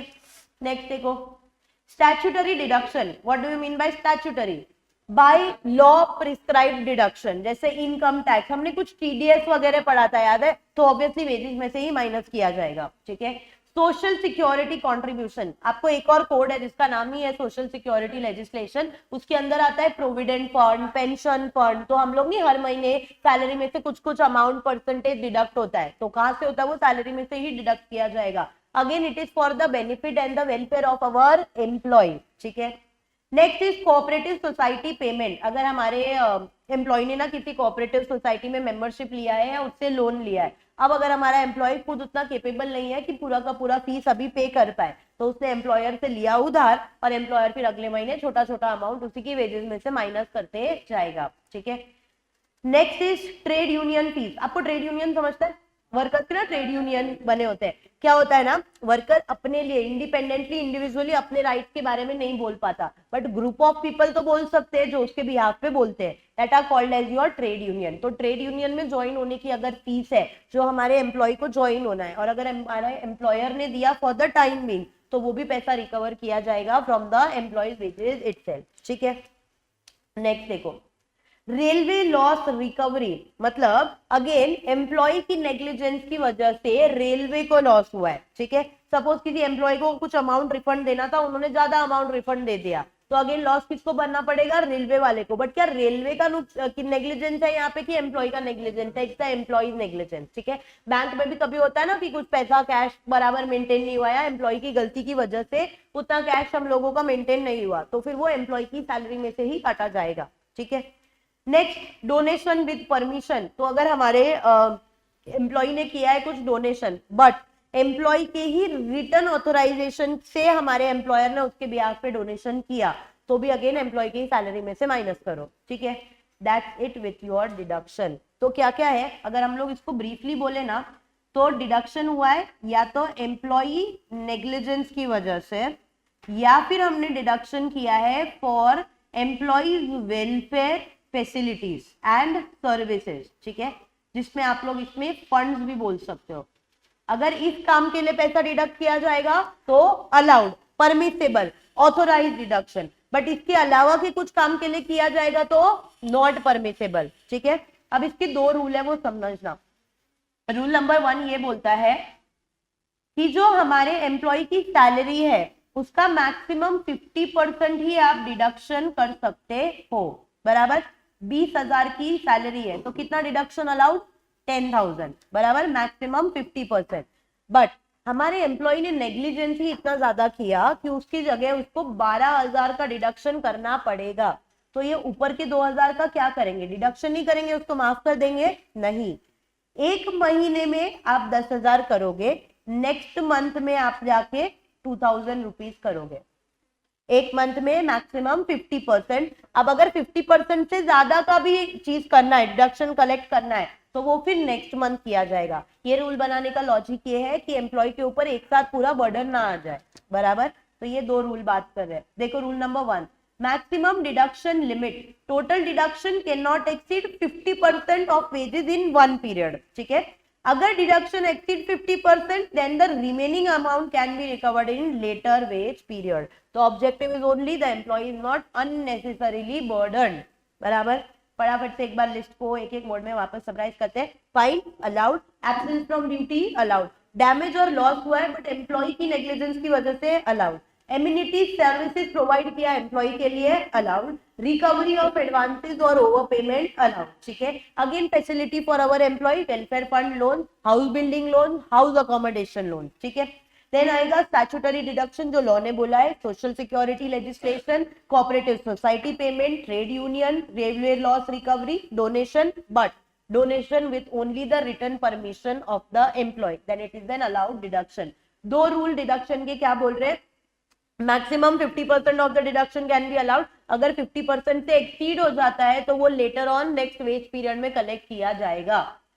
Are we clear with this, ये सबसे इंपॉर्टेंट चीज था, अब इसको फटाफट से ध्यान से लिखना, एग्जांपल्स आर ऑलरेडी रिटन, अगर कोई पॉइंट में डाउट हो अभी भी। चलो नाउ लेट अस स्टार्ट। हम लोगों ने ना ब्रेक से पहले वो जो 14 लिस्ट किया था ना, जिसमें बात कर रहे थे कि ये जो डिडक्शन है that are the allowed deduction, permissible deduction from the salary और the wages of an employee, ठीक है। अब है ना इसके कुछ रूल्स फर्दर है इससे रिलेटेड, उसकी बात करनी है। जैसे कि आप लोगों को फाइन दिखा था पहले वाले केस में, अब वो लोगों ने ना फाइन्स के लिए कुछ रूल्स बनाए हुए हैं, ठीक है, तो हमको पहले ये पढ़ना है। दूसरा, हमने डिडक्शन फॉर सर्विसेज जो प्रोवाइड की थी उसके लिए भी डिडक्शन किया था, वो पढ़ा था एक पॉइंट। देन हम लोगों ने कुछ एडवांस पेमेंट किया था, वो पॉइंट पढ़ा था। एंड यहाँ पे ना कुछ सर्विसेज प्रोवाइडेड थी हमारे एम्प्लॉय को, जैसे house accommodation, building, all that thing, याद है। तो इससे कनेक्टेड अब जो हमारा नेक्स्ट टॉपिक होने वाला है वो इससे ही कनेक्टेड फर्दर रूल्स होने वाले हैं, ठीक है। क्योंकि अच्छा, अब एक पॉइंट, एक एग्जांपल समझो। आपकी कंपनी एक फैसिलिटी प्रोवाइड करती है कि हम आपको हाउसिंग अकोमोडेशन देंगे और सर्विसेज प्रोवाइड करेंगे, एम्प्लॉयर आपको कंसेशनल रेट पे देगा, बट आपके ही वेजेस में से certain amount will be deducted, बराबर। लेकिन व्हाट इफ अपना एम्प्लॉय वो सर्विसेज ले ही ना दो, देखो उसको वो सर्विसेज एडिशनल चाहिए कि नहीं वो तो उसकी मर्जी है ना, जबरदस्ती तो नहीं करेंगे कि उसको सर्विसेज लेना ही पड़ेगा। तो इस केस में क्या होगा, तो अगर हमारे एम्प्लॉय ने बोला नहीं मुझे ये हाउसिंग अकोमोडेशन सर्विसेज नहीं चाहिए, फिर भी at the end of the month जब उसके हाथ में सैलरी आ रहा है, ठीक है, उस सैलरी में से हमारा एम्प्लॉयर हाउसिंग अकोमोडेशन का सर्विसेज का चार्ज माइनस करके लिख रहा है और उसको रिमेनिंग पैसा दे रहा है, क्या ये अलाउड डिडक्शन है? अब आप बोलोगे एज पर द लिस्ट तो हमने बोला अलाउड डिडक्शन है, but now in this particular case why it is not allowed? क्योंकि हमारे एम्प्लॉय ने सर्विसेज लिया क्या, वो हाउसिंग अकोमोडेशन में जो क्वार्टर उनको प्रोवाइड किया था वहां पे रहने गया क्या, तो आप जबरदस्ती उससे चार्ज कलेक्ट करोगे क्या? तो समझा, अगर हम लोगों ने ना सिर्फ ये 14 लिस्ट दिया होता तो अगर ऐसा कुछ लूपहोल का एडवांटेज हमारा एम्प्लॉयर उठा लेता और फिर भी चलो आपने बोला इसमें से ही मैंने डिडक्शन किया है, तो एम्प्लॉयर बोलेगा मैं गलत किधर हूं, समझ रहा है, इसीलिए हमने इससे कनेक्टेड अभी फर्दर रूल्स बनाए हुए हैं, ठीक है। तो पहला रूल आपको दिखेगा with respect only and only with the fines, फिर आप लोगों को ऐसे अलग अलग टाइप के डिडक्शन के लिए क्या अलाउड है नहीं है वो दिखेगा। पहले इतनी बात क्लियर हुआ। अब देखो, तो फाइन्स के लिए रूल ये बोलता है कि आप ना कोई भी नाम पे फाइन कलेक्ट नहीं करोगे अपने एम्प्लॉय से, मतलब आपको अपने ऑर्गेनाइजेशन में जो भी पॉलिसी बनानी है और उस पॉलिसी के लिए आपको फाइन कलेक्ट करना है, आपको इसके लिए प्रायर अप्रूवल लेना पड़ेगा from the appropriate government, point number 1। दूसरा, अच्छा आपकी कंपनी में पहले ऐसी कोई पॉलिसी थी नहीं, ठीक है, कि मतलब कोई लेट आएगा, सपोज देखो 1-2 घंटा लेट आते ना तो कुछ कुछ ऑर्गेनाइजेशन में इट्स फ्लेक्सिबल, थोड़ा टाइम तक चलता है। तो आपकी पहले आज तक हमारा एम्प्लॉय 5 साल से काम कर रहा है, आज तक आपकी ऐसी कोई पॉलिसी नहीं थी और ऐसा फ्लेक्सिबिलिटी था कि अगर 1-2 घंटे लेट आया तो हम लोग उसका पैसा माइनस नहीं करेंगे।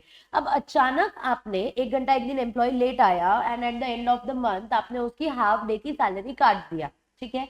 जब एम्प्लॉय पूछने गया तो उसने बोला कि भाई हम लोगों की नई पॉलिसी आई है कि अब अगर एम्प्लॉय 1 भी घंटा लेट आएगा तो हम उसके आधे दिन की सैलरी माइनस करेंगे।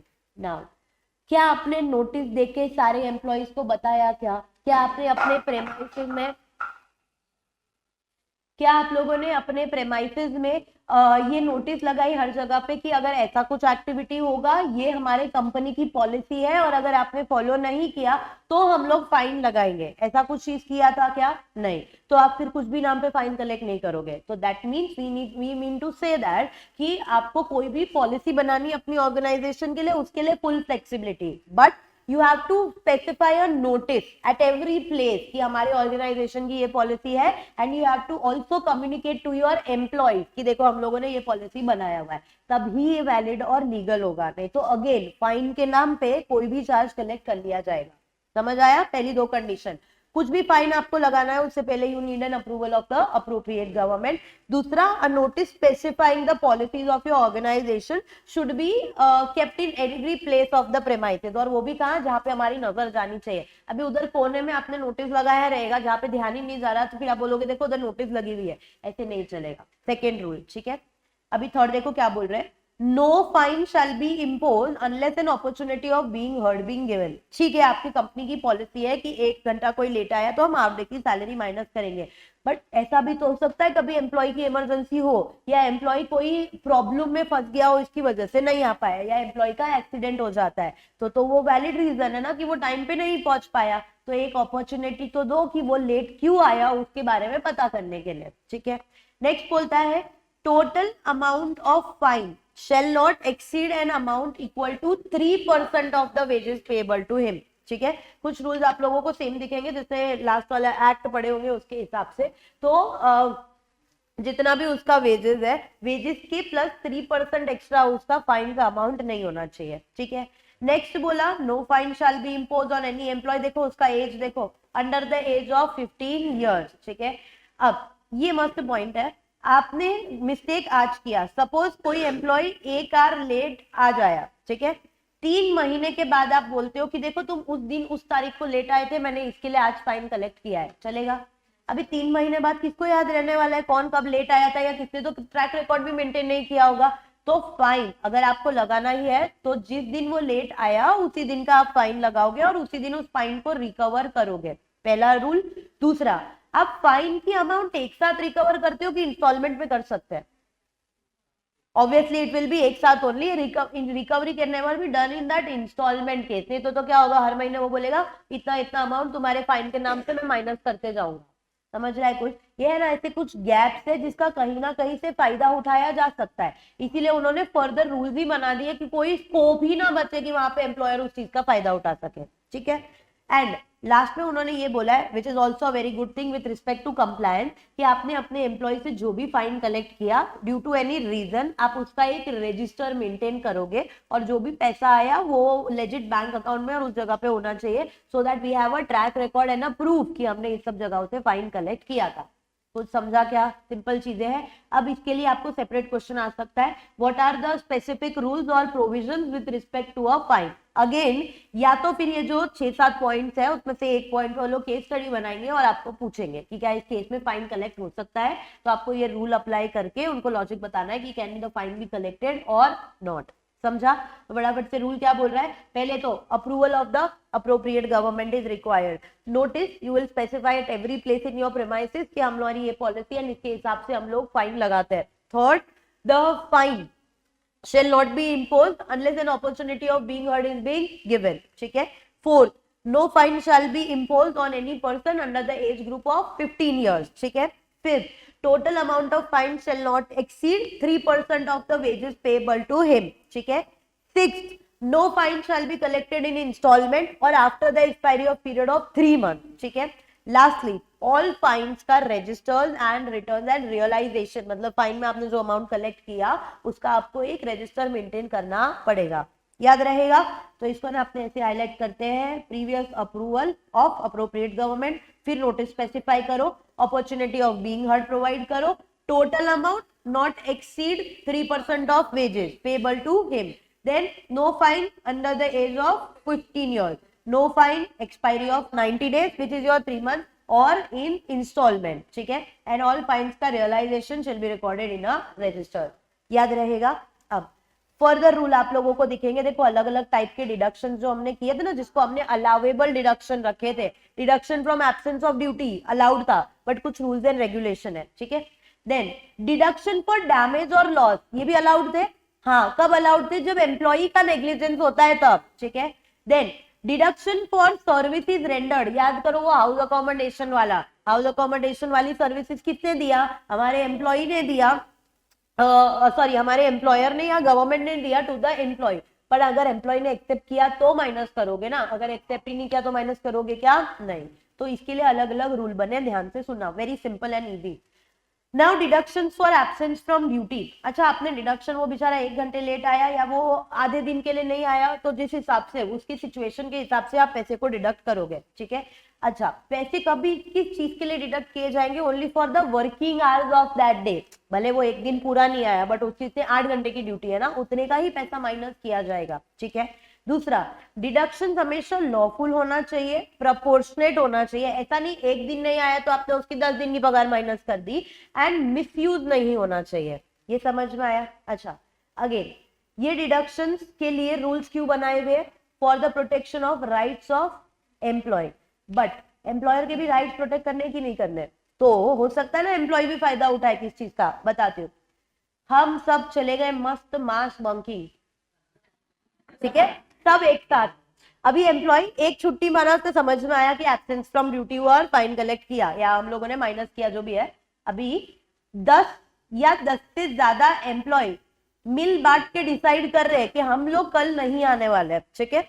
या फिर पहला सिचुएशन 10 या 10 से ज्यादा एम्प्लॉयज डिसाइड कर रहे कि हम लोग कल नहीं आएंगे, मास बंकिंग हुआ एक साथ, फिर हमारा एम्प्लॉयर भी चुप नहीं बैठेगा, एक साथ मैक्सिमम 8 दिन की पगार माइनस कर देगा, बराबर, करो और मास बंकिंग करो, फिर 8 दिन की एक साथ मैक्सिमम 8 डेज का जो सैलरी वेज होगा वो माइनस कर दिया जाएगा। अच्छा इधर मैक्सिमम लिखा हुआ है, नॉट एक्सीडिंग 8 डेज लिखा हुआ है, बराबर। अच्छा अभी हमारा एम्प्लॉय और स्मार्ट, काम पे तो आ गया, ठीक है, ऑर्गेनाइजेशन पे आ गया, वर्किंग आवर्स में प्रेजेंट है, काम करने के लिए मना कर देता है कि हम आएंगे लेकिन हम काम नहीं करेंगे। स्ट्राइक सुना होगा आप लोगों ने, स्ट्राइक, स्ट्राइक का मतलब होता है हड़ताल पे चले जाना। अभी लिटरल मीनिंग यही होता है कि काम नहीं करना। तो बहुत सारे लोग ना ऐसे, आप लोग पढ़ोगे अलग अलग टाइप की स्ट्राइक आएगी आप लोगों को, तो लोग क्या करते हैं पता है, जैसे जापान वगैरह में ना एक बहुत कॉमन स्ट्राइक है, लोगों को ऐसे एम्प्लॉयर को परेशान करना होता है, या देखो हर टाइम परेशान वाला नहीं होता, बहुत बार ऐसा भी होता है एम्प्लॉयर उनकी बात नहीं सुनते, तो बात सुनवाने के लिए है अपना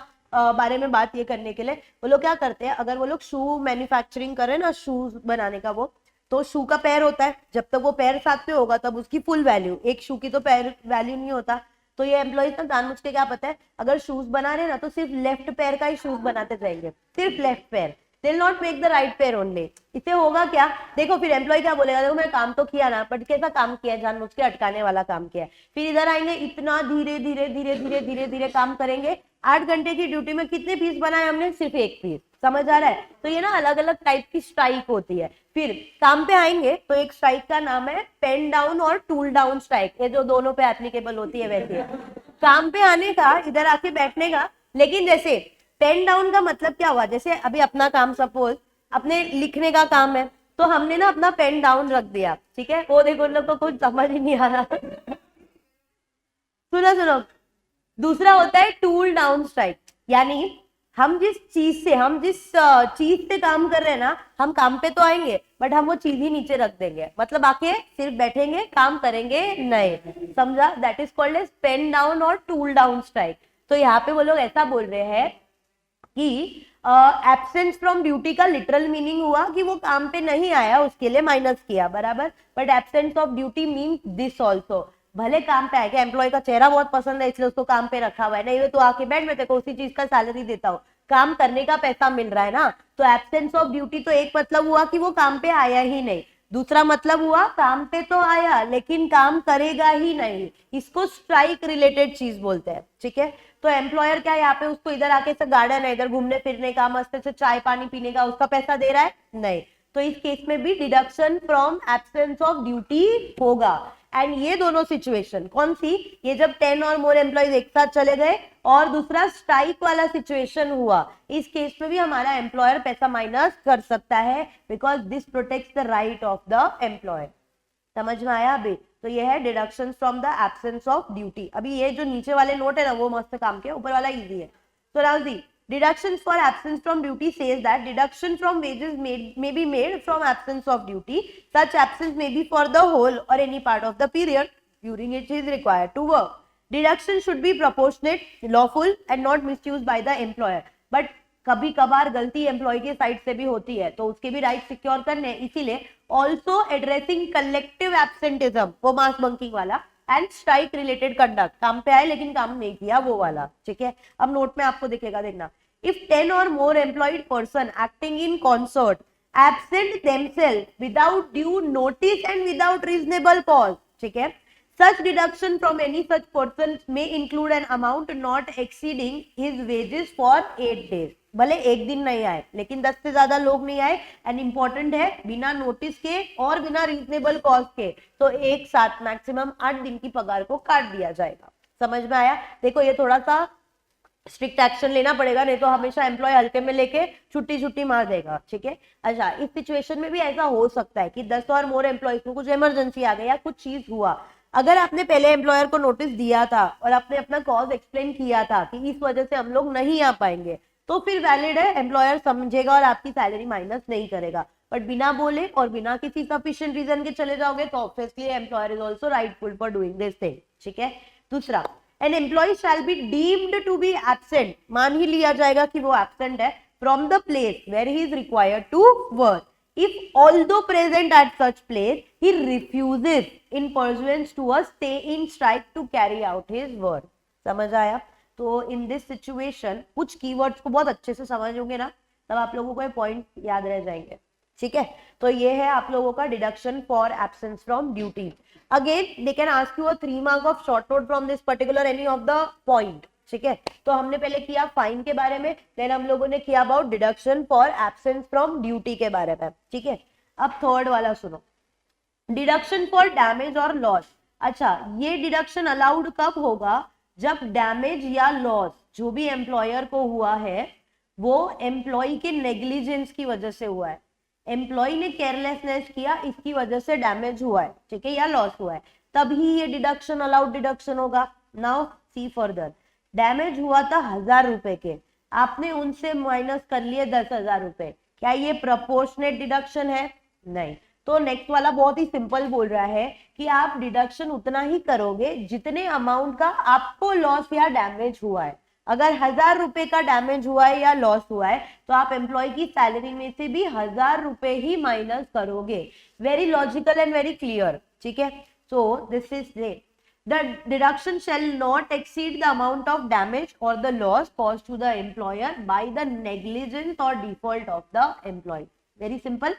Next वाला देखो, deduction for services rendered. ये कौन सी सर्विस? वो हाउस अकोमोडेशन की बात हो रही थी, वो वाली सर्विस. तो मैंने आपको पहले एग्जांपल दे दिया कि चलो आपकी कंपनी की अच्छी पॉलिसी है कि जो भी इंटरस्टेट माइग्रेंट वर्कर्स होते हैं हम उनको क्वार्टर प्रोवाइड करते हैं, क्वार्टर रहने का जो जगह होता है वो प्रोवाइड करते हैं. एंड आप वहाँ पे जितने टाइम के लिए, आप जब तक नया घर या कुछ ढूंढ नहीं लेते, आप इस क्वार्टर में रह सकते हो. उसकी थोड़े से कंसेशनल रेट होगा एंड हम आपकी वेजेस में से माइनस करेंगे. बट अगर इस वर्कर का ऑलरेडी कहीं पे अरेंजमेंट है, वो रह सकता है दूसरी जगह और वो क्वार्टर में नहीं आता, सर्विसेज आपकी एक्सेप्ट नहीं करता, फिर भी at the end of the month अगर आप उसकी सैलरी में से अमाउंट माइनस करोगे तो चलेगा क्या? नहीं. ठीक है, तो इसलिए देखो कंडीशन क्या लिखी है. अच्छा, दूसरा क्या होगा, आपने हाउस अकोमोडेशन के लिए जितना भी उसको सर्विसेज प्रोवाइड किया उसका जितना चार्ज हुआ है, अगेन आप उतने ही चार्ज का डिडक्शन करोगे. समझ रहा है? A deduction shall not be made from the wages of an employee unless the house accommodation amenity or services has been accepted by him. जबरदस्ती उसके सर पे मत ये करो. दूसरा, such deduction shall not exceed an amount equivalent to the value of house accommodation amenity or the services provided. समझ में आ गया इतना? पक्का? अभी तुमको नेक्स्ट वाला दिखेगा, deduction for recovery of advances. पहला जो पैसा दे दिया है वो, ये थोड़ा सा बड़ा है और इसके एग्जाम्पल के साथ में समझना है, तो एक बार उसको बाद में करेंगे, पहले एक बार ये करते, लिख दो फिर वो करेंगे. Now deduction for recovery of loan. पहली बात तो लोन किसके लिए दिया जाएगा? क्या हम एम्प्लॉय को लोन दे सकते हैं? यस, एम्प्लॉयर लोन देता है, वेरी कॉमन प्रैक्टिस, वो कर सकते हैं. बट किस काम के लिए? तो लोन दिया जाएगा, देखो अगर उसको घर लेना हो तो हाउस बिल्डिंग पर्पस के लिए या कोई भी अदर अप्रूव्ड पर्पस के लिए. ठीक है, अच्छा, लोन के लिए भी अमाउंट कितना माइनस होगा? Principal plus interest. भाई कोई भी आपको बिना इंटरेस्ट के लोन देने वाला है क्या? तो वो दोनों अमाउंट यहाँ से माइनस किए जाएंगे, बट इसके अलावा कुछ भी नहीं. इंटरेस्ट में एक पॉइंट याद रखना, अगर आप बहुत ही हायर रेट ऑफ इंटरेस्ट लगा रहे हो तो वो भी अलाउड नहीं होगा, because that again affect the employees right. समझा? देखो, so the deduction is granted for house building और other approved purposes extent to which the loans may be granted plus rate of interest payable. Very simple. तो कितने type के deduction? पहला तो एक fine का प्रोविजन था, देन आप लोगों का था जब एब्सेंस फ्रॉम ड्यूटी है वो, इसके नोट एकदम काम के. Damage for loss, very simple, जितने अमाउंट का डैमेज उतने अमाउंट का डिडक्शन. देन सर्विसेज रेंडर्ड में तभी डिडक्शन होगा जब सर्विसेज एम्प्लॉइज एक्सेप्ट करता है, अगेन सेम लॉजिक, जितने की सर्विसेज एक्सेप्ट करेगा उतना डिडक्शन होगा. एंड लोन के लिए एक पॉइंट याद रखना, ऊपर वाले सारे डिडक्शन में हम सिर्फ अमाउंट ले रहे थे, यहाँ पे हम लोग इंटरेस्ट की भी अमाउंट को माइनस करेंगे. समझ आया? और लोन किस पर्पस के लिए दिया जाएगा? तो फॉर हाउस बिल्डिंग पर्पस और any other approved purpose. Clear है इतना? चलो let's write this fast fast. इसके ऊपर का लिखा हुआ है ना, the last type of deduction. अभी इधर डिडक्शन हो रहा है because of recovery of advances. ठीक है, अभी रिकवरी ऑफ एडवांसेस का मतलब क्या हुआ? एम्प्लॉयर ने कुछ पैसा एम्प्लॉय को बिफोर हैंड दे दिया. ठीक है, अब ये एडवांसेस ना 3 टाइप के होंगे.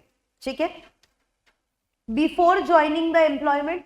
ठीक है, ड्यूरिंग द एम्प्लॉयमेंट एंड, अब इसके बाद ऐसा नहीं बोलेगा आफ्टर द एम्प्लॉयमेंट, जैसे भी एम्प्लॉयमेंट खत्म हो जाएगा फिर वो एडवांस थोड़ा ना देने वाला है। It is before doing a work, या आप ऐसे समझ लो फॉर फ्यूचर वर्क, ठीक है। So we are studying now that advances are of 3 types, ठीक है। तो हम लोग ये पढ़ रहे थे, गजनी की याददाश्त वाले लोगों, हम लोगों ने पढ़ा था एक topic which talks about the permissible deduction, authorised deduction, जो हमारा एम्प्लॉयर एम्प्लॉय की सैलरी से कर सकता है। उसमें देखो देखो एक पॉइंट आया था, अभी मैं तुमको बताती, देखो एग्जैक्ट सेम है कि नहीं वो मैच करना। हाँ अभी देखो ये दिख रहा है आप लोगों को, रिकवरी ऑफ एडवांसेस। तो हमारे एम्प्लॉयर ने कुछ पैसा हमारे एम्प्लॉय को एडवांस में दिया है, ठीक है।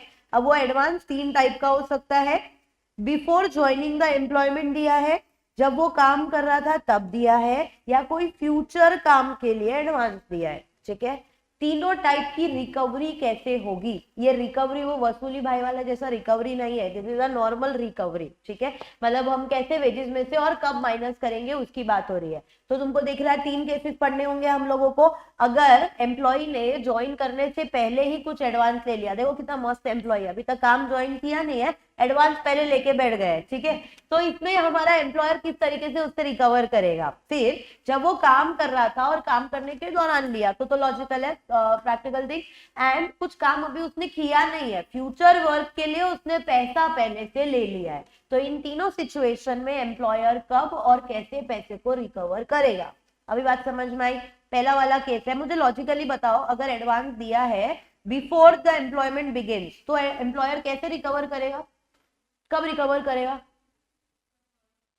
यस, फर्स्ट मंथ का जब सैलरी आएगा ना, परफेक्ट, तब हम लोगों को पैसा रिकवर करने का, ठीक है। मतलब समझो हम नेक्स्ट मंथ से ज्वाइन करने वाले हैं और हमारा एम्प्लॉय जो है वो दूसरी सिटी से यहाँ पे आ रहा है, ठीक है।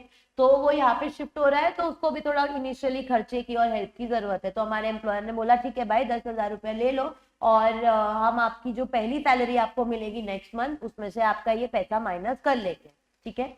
अब ट्रैवलिंग एक्सपेंस जो होगा ना, ट्रैवलिंग एक्सपेंस, जैसे अभी वो नया नया मुंबई शहर आया, उसको पता नहीं है ट्रैवलिंग मस्त, अपनी जो रेलवे जो है एकदम फेमस, वो भी पीक टाइम के टाइम पे, उसको ऐसा सब कुछ आइडिया नहीं है, ठीक है। तो हमारे एम्प्लॉयर चाहता था कि वो बेचारा एक पहले ही दिन आके ऐसा सब देख के एकदम डर के वापस अपनी सिटी भाग ना जाए, इसलिए अपने एम्प्लॉयर ने ना उसको जो रिक्शे का पैसा था, ठीक है, वो ज्यादा दूर नहीं रह रहा था, तो रिक्शे का पैसा दिया, ट्रैवलिंग का पैसा दिया एक्सपेंस, कि आप इधर से ऑटो से डायरेक्टली ऑफिस तक आ जाओ, ठीक है।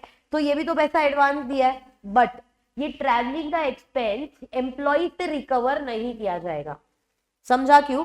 देखो, जो पर्सनल उसको 10,000 रुपए दिए थे, वो क्यों दिए थे? उसके पर्सनल के लिए, कि भाई वो इधर आया है सेटल वेटल हो जाए, उसके लिए दिया था। तो अभी एम्प्लॉयर क्या सबको चैरिटी तो नहीं करेगा, तो वो एम्प्लॉय से वापस लेगा, बट ट्रैवलिंग एक्सपेंस को रिकवर नहीं करेगा। क्यों? बिकॉज ट्रैवलिंग एक्सपेंस एम्प्लॉय का पर्सनल एक्सपेंस नहीं था, it was for the purpose of coming to the office.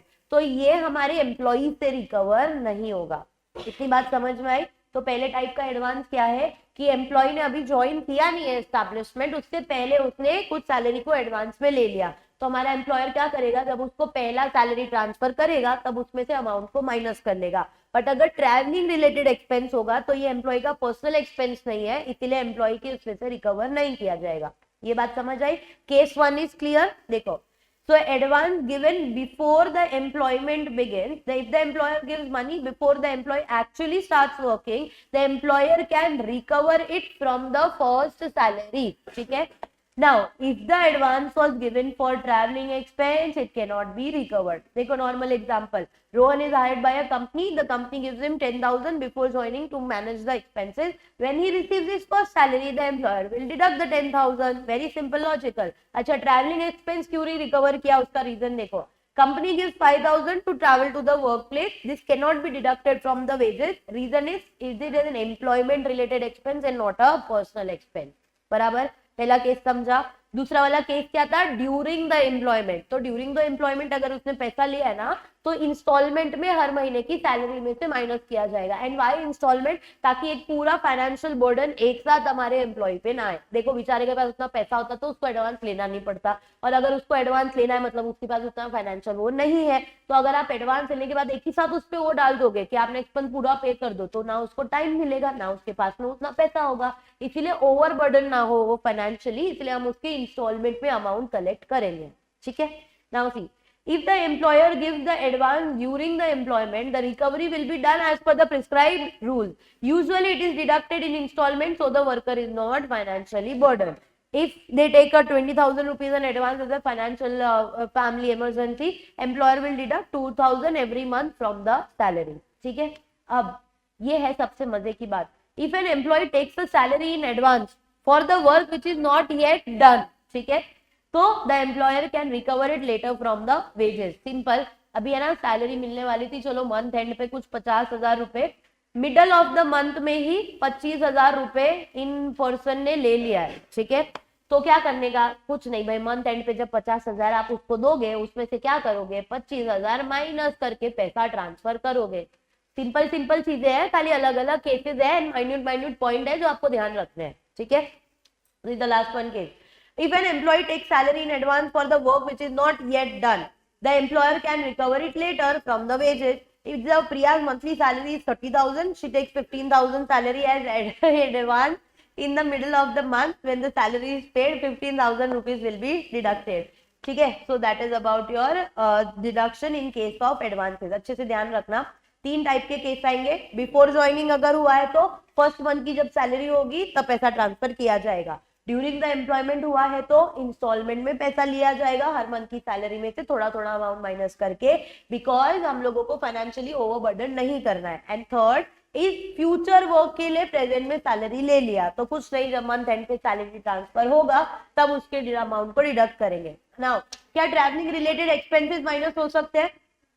Travelling related नहीं, लेकिन ट्रैवलिंग रिलेटेड एक्सपेंस एम्प्लॉय का पर्सनल एक्सपेंस था तो यस. देखो ट्रैवलिंग रिलेटेड एक्सपेंस अगर ऑफिस से रिलेटेड है, ठीक है, मतलब काम करने के टाइम पे आए तब उससे रिलेटेड है, तो आप लोग माइनस नहीं करोगे वेजेस में से, but it is for the personal purpose, then definitely yes, employee के ही सैलरी में से माइनस किया जाएगा.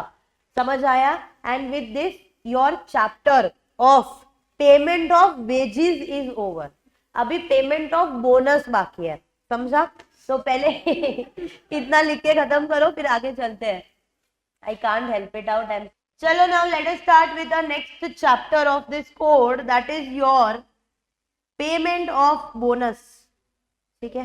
देखो बोनस की बात हो रही है. बोनस ध्यान से सुनो. अब तुम लोग बोलोगे हमको थोड़ा ना मिल रहा है, वैसे भी मिल रहा है ना बोनस. 8 बजे तक है ना लेक्चर. चलो अभी सुनो. तो अभी तक हम लोगों ने ना बेसिक वेजेस की बात किया था. वेजेस मतलब जो जितना काम किया उतने काम का पैसा मिलना चाहिए. ठीक है. अच्छा, पैसा मिलने के साथ साथ टाइम पे पैसा मिलना चाहिए, अनऑथोराइज्ड डिडक्शन नहीं होना चाहिए, एंड एक कंप्लायंस ओरिएंटेड, जैसे मतलब पैसा मिलना चाहिए क्रेडिट बैंक अकाउंट में या फिर चेक से, इस तरीके से एक ट्रैक रिकॉर्ड मेंटेन होना चाहिए. देन हमने ये पढ़ा कि हर एक काम का मिनिमम इतना अमाउंट तो होना ही होना चाहिए. ठीक है. बस अब मिनिमम ही में ही पढ़े रहेंगे कि उससे आगे की भी कुछ बात होगी, वर्कर को और भी कुछ बेनिफिट देना है कि नहीं देना है. तो वेजेस हो गया. अब हम लोग बेनिफिट देने की बात करते हैं और बेनिफिट में बात करेंगे अबाउट बोनस. अब बोनस का मतलब क्या हुआ? जैसे वेजेस का मतलब था द रेम्यूनरेशन और the monetary consideration that a worker और an employee gets for the work done by him और हर. ठीक है. वैसे बोनस का मतलब हुआ something in addition to the normal wages. ठीक है. सबसे ज्यादा दिवाली के टाइम पे सुना होगा बोनस बोनस बोनस, कोई भी फेस्टिवल के टाइम पे bonus. That is about all the things which is related to the bonus. अब हम ना पहले ये समझेंगे from the employers point of view also and employees point of view also कि बोनस देना चाहिए कि नहीं देना चाहिए. अब अगर आप एम्प्लॉयर के पॉइंट ऑफ व्यू से सोचोगे तो आप बोलोगे नहीं, बोनस नहीं देना चाहिए. एम्प्लॉय के पॉइंट ऑफ व्यू से सोचोगे तो यस, बोनस देना चाहिए. देखो कैसे लोग हो तुम लोग. अभी देखो now why bonus is to be given. अभी ना देखो, एम्प्लॉय की साइड से तो हमको पता है भाई एडिशन कुछ मिल रहा है, काम का मिलना चाहिए, मोटिवेशन ये वो सब पता है. एम्प्लॉयर को क्यों मोटिवेशन या एम्प्लॉयर को क्यों बोनस देना चाहिए वो सुनो. सबसे पहला, जो एम्प्लॉयर जो भी बिजनेस कर रहा है, the most basic work that an organization or a business do is the production. ठीक है. मतलब गुड्स या प्रोडक्ट्स बनाने का काम बेस लेवल में ये चीज होती है. इसके बाद एक बिजनेस की बाकी की सारी लाइन ऑफ एक्टिविटीज डिस्कस किया जाता है और आगे की एक्टिविटी की जाती है. अगर आपके पास गुड्स एंड प्रोडक्ट ही नहीं है तो आप क्या मार्केटिंग करोगे, उसका क्या एडवर्टीजमेंट करोगे, और सेल करने की तो बात ही नहीं आती है। मतलब जितने भी डिपार्टमेंट है ना आपके ऑर्गेनाइजेशन के, उस सबके काम शुरू होते हैं after the production work getting done. ठीक है, अगर बेस लेवल पे प्रोडक्शन ही नहीं हुआ ना तो सारे के सारे डिपार्टमेंट का कुछ काम ही नहीं बचेगा, बराबर। तो ये प्रोडक्शन होना सबसे ज्यादा इंपॉर्टेंट है हमारे कंपनी में, हमारे बिजनेस में। और इस प्रोडक्शन में जो सबसे एक्टिवली इन्वॉल्व होते हैं वो होते हैं हमारे वर्कर, बराबर। हम टॉप लेवल, मिडल लेवल और बॉटम लेवल की जो बात करते हैं, तो बॉटम लेवल पे सबसे इंपॉर्टेंट काम करने का जो चीज होता है वो हमारा करता है वर्कर। ठीक है, अगर ये ना होता तो बाकी के सारे टॉप लेवल तक जो भी एक्टिविटी होती है वो नहीं होती, बराबर। नाउ इसीलिए फर्स्ट रीजन, इसीलिए बोनस देना चाहिए एम्प्लॉयर के पॉइंट ऑफ व्यू से, ताकि वर्कर्स में एक मोटिवेशन रहे एंड उनकी प्रोडक्टिविटी इंक्रीज हो।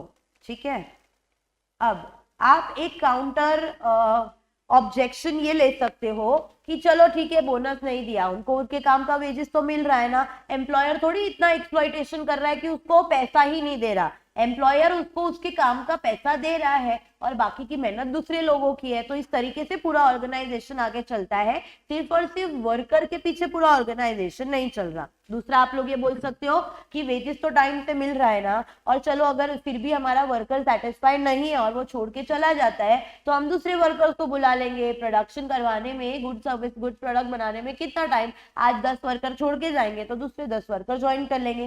This can be your counter point. अब सुनो ध्यान से, अगर वर्कर छोड़ के जा रहा है बिकॉज ऑफ जीरो मोटिवेशन, देखो मोटिवेशन सिर्फ बोनस मिलने से नहीं होता, it is monetary factors as well as non monetary factor, but हम इधर बोनस इसीलिए बोल रहे हैं क्योंकि हम पढ़ उस टॉपिक के बारे में रहे, इसके अलावा और चीज पे डिस्कशन नहीं करें। अब अगर उसके पास में जीरो मोटिवेशन है, देखो काम का पैसा सबको मिलने ही वाला है, सबको मिलता है, दैट इज फाइन, लेकिन अगर उसके पास और कोई मोटिवेशन नहीं है, ना उसको एक्स्ट्रा पेमेंट मिल रहा है, ना उसके वर्किंग आवर्स फ्लेक्सिबल है, ना उसका एम्प्लॉयर उतना फ्रेंडली है या मैनेजमेंट उनको एक सही तरीके से ट्रीट करता है, तो ये सारे factors lead to zero motivation. अगर जीरो मोटिवेशन है तो वो लॉन्ग टर्म तक काम करने वाला नहीं है, एक ऑर्गेनाइजेशन में टिकने वाला नहीं है। ठीक है, तो ये तो हो गए एम्प्लॉय के पॉइंट से। अब एम्प्लॉयर के लिए प्रॉब्लम क्या हो जाती है वो समझना। जितना ज्यादा लेबर टर्नओवर होगा, लेबर टर्नओवर मतलब जो लोग बार बार छोड़ के चले जाते हैं, जितना हायर लेबर टर्नओवर उतनी कंपनी की जो इमेज है वो डाउन, कंपनी का जो गुडविल है और ब्रांड इमेज है वो डाउन। अच्छा, आप एक ऑर्गेनाइजेशन छोड़ के कब जाओगे, जब वहां से आप सेटिस्फाइड नहीं होंगे तब जाओगे। अच्छा, एक जन सेटिस्फाइड नहीं है तो समझ में आता है कि कुछ होगा इशू, सारे लोग बार बार छोड़ के जा रहे हैं और लोग रिप्लेस होते जा रहे हैं, नए नए लोग बार बार आते जा रहे हैं, इसका मतलब क्या हुआ, कुछ तो गड़बड़ होगी ना, ये समझा। तो this doesn't go well with the impression of the organisation and the employer, बराबर। दूसरा, इतना आसान नहीं होता कि जो रिप्लेस चल करके चले गए उसकी जगह नया अपॉइंट कर लो, क्योंकि पता है जो कॉस्ट ऑफ ट्रेनिंग लगेगा वो कौन बेयर करेगा, वो भी तो हायर हो जाएगा ना। तो आपका जो काउंटर ऑब्जेक्शन था उसके सामने का स्टेटमेंट समझ में आया कि भाई अगर हमने इनको कुछ मोटिवेशन नहीं दिया और चलो वो लोग छोड़ के चले गए तो मार्केट में इतने सारे वर्कर और बैठे, कोई ना कोई तो ज्वाइन कर ही लेगा। अरे भाई ज्वाइन कर लेगा दैट इज फाइन, वो कितने टाइम तक टिकेगा, कितने टाइम तक रहेगा, that is one point. And आप जितनी बार नया नया वर्कर फोर्स लेके आओगे वर्क फोर्स को, उतनी बार आपको उनको ट्रेनिंग देना पड़ेगा, उतनी बार आपको उनको सिखाना पड़ेगा मशीन कैसे यूज करनी है, सब कुछ। दूसरा, जो लोग पहले से काम करते हैं, जैसे दूसरी ऑर्गेनाइजेशन में बहुत टाइम से होते हैं तो उनको समझता है काम करने का तरीका क्या है, क्या चीज है, और उनको पता होता है कि एम्प्लॉयर को इस टाइप का काम चाहिए, तो हम लोग उस टाइम से फेमिलियर होते हैं और काम आसानी से फास्ट होता है। बट इन नए लोगों को सिखाने में खर्चा भी लगेगा पहले, फिर हम लोगों के एम्प्लॉयर को सुपरवाइजर भी रखना पड़ेगा जब तक वो काम से एकदम फेमिलियर नहीं हो जाते और जब तक वो लोग सीख नहीं जाते और एकदम प्रॉपरली काम नहीं करते। तो हर एक एंगल से अगर आप देखोगे तो सब चीजें is not in the favour of the organisation. So that is why this is said that, इतने रीजंस है जिसकी वजह से अब आप बोलोगे कि ये एम्प्लॉयर को भी बोनस देना चाहिए, बराबर। नाउ अब एम्प्लॉयर को देना हो कि ना देना हो, लॉ ने तो कंपलसरी बोला ही है कि अगर कोई एम्प्लॉय इतनी क्राइटेरिया फुलफिल कर रहे हैं तो उनको तो आपको बोनस देना ही पड़ेगा। ये तो बाय लॉ बाय डिफॉल्ट आपको पेमेंट करना है, which has made mandatory. Again reason being same कि वर्कर आज इतनी मेहनत कर रहा है, पूरा पूरा दिन फैक्ट्री में, एस्टैब्लिशमेंट में और प्रोडक्शन एक्टिविटी कर रहा है, तो he deserve the payment of the bonus. अच्छा, यहाँ पे भी उन्होंने कौन से वर्कर कवर किए पता है? जिनकी सैलरी कुछ बहुत एक्स्ट्रा ऑर्डिनरी नहीं है, ठीक है, तो वो बेचारों की सैलरी ऑलरेडी कम है, उसके ऊपर उनको और कोई मोटिवेशन भी नहीं होगा, तो again indirectly we are exploiting the labour right only, ठीक है। तो दैट इज व्हाई एम्प्लॉयर के पॉइंट ऑफ व्यू से बोनस देना चाहिए, ठीक है। अब कुछ लोग ऐसे भी होते हैं, देखो ऐसे भी हमेशा it's the two sides of the coin. कुछ लोग ऐसे भी है, अगर दिवाली के टाइम पे आप न्यूज वगैरह सुनोगे ना, तो कुछ सूरत के कुछ बहुत बिजनेसमैन वगैरह लोग पता है ऐसे गोल्ड वोल्ड दे देते हैं अपने एम्प्लॉयज को, गाड़ियां दे देते हैं, ऐसे सारे लोग भी है, ठीक है। और दूसरी बाजू ऐसे लोग भी है जो एक मिनिमम अमाउंट तक नहीं देते बोनस, बराबर। अब वो लोग ये बोल के नहीं देते कि हमारी ऑर्गेनाइजेशन में लॉस हो रहा है, लॉस हो रहा है, लॉस हो रहा है, ठीक है, बट लॉस हो रहा है बोल बोल के आप हर बार तो नहीं बच जाओगे, और हर बार तो छूट नहीं सकते कि मैं बोनस नहीं दूंगा। तो we have always the two sides of the coin. इसीलिए लॉ ने बोला भाई तुम्हारा जो भी रीजन हो, तुमको लॉस हो कि प्रॉफिट हो, मिनिमम इतना और मैक्सिमम इतना बोनस तो आपको देना ही पड़ेगा, समझा। तो ये एम्प्लॉयर के पॉइंट ऑफ व्यू से हुआ कि that he should give this bonus, it serves as a motivation factor and it increases the productivity of the worker, बराबर।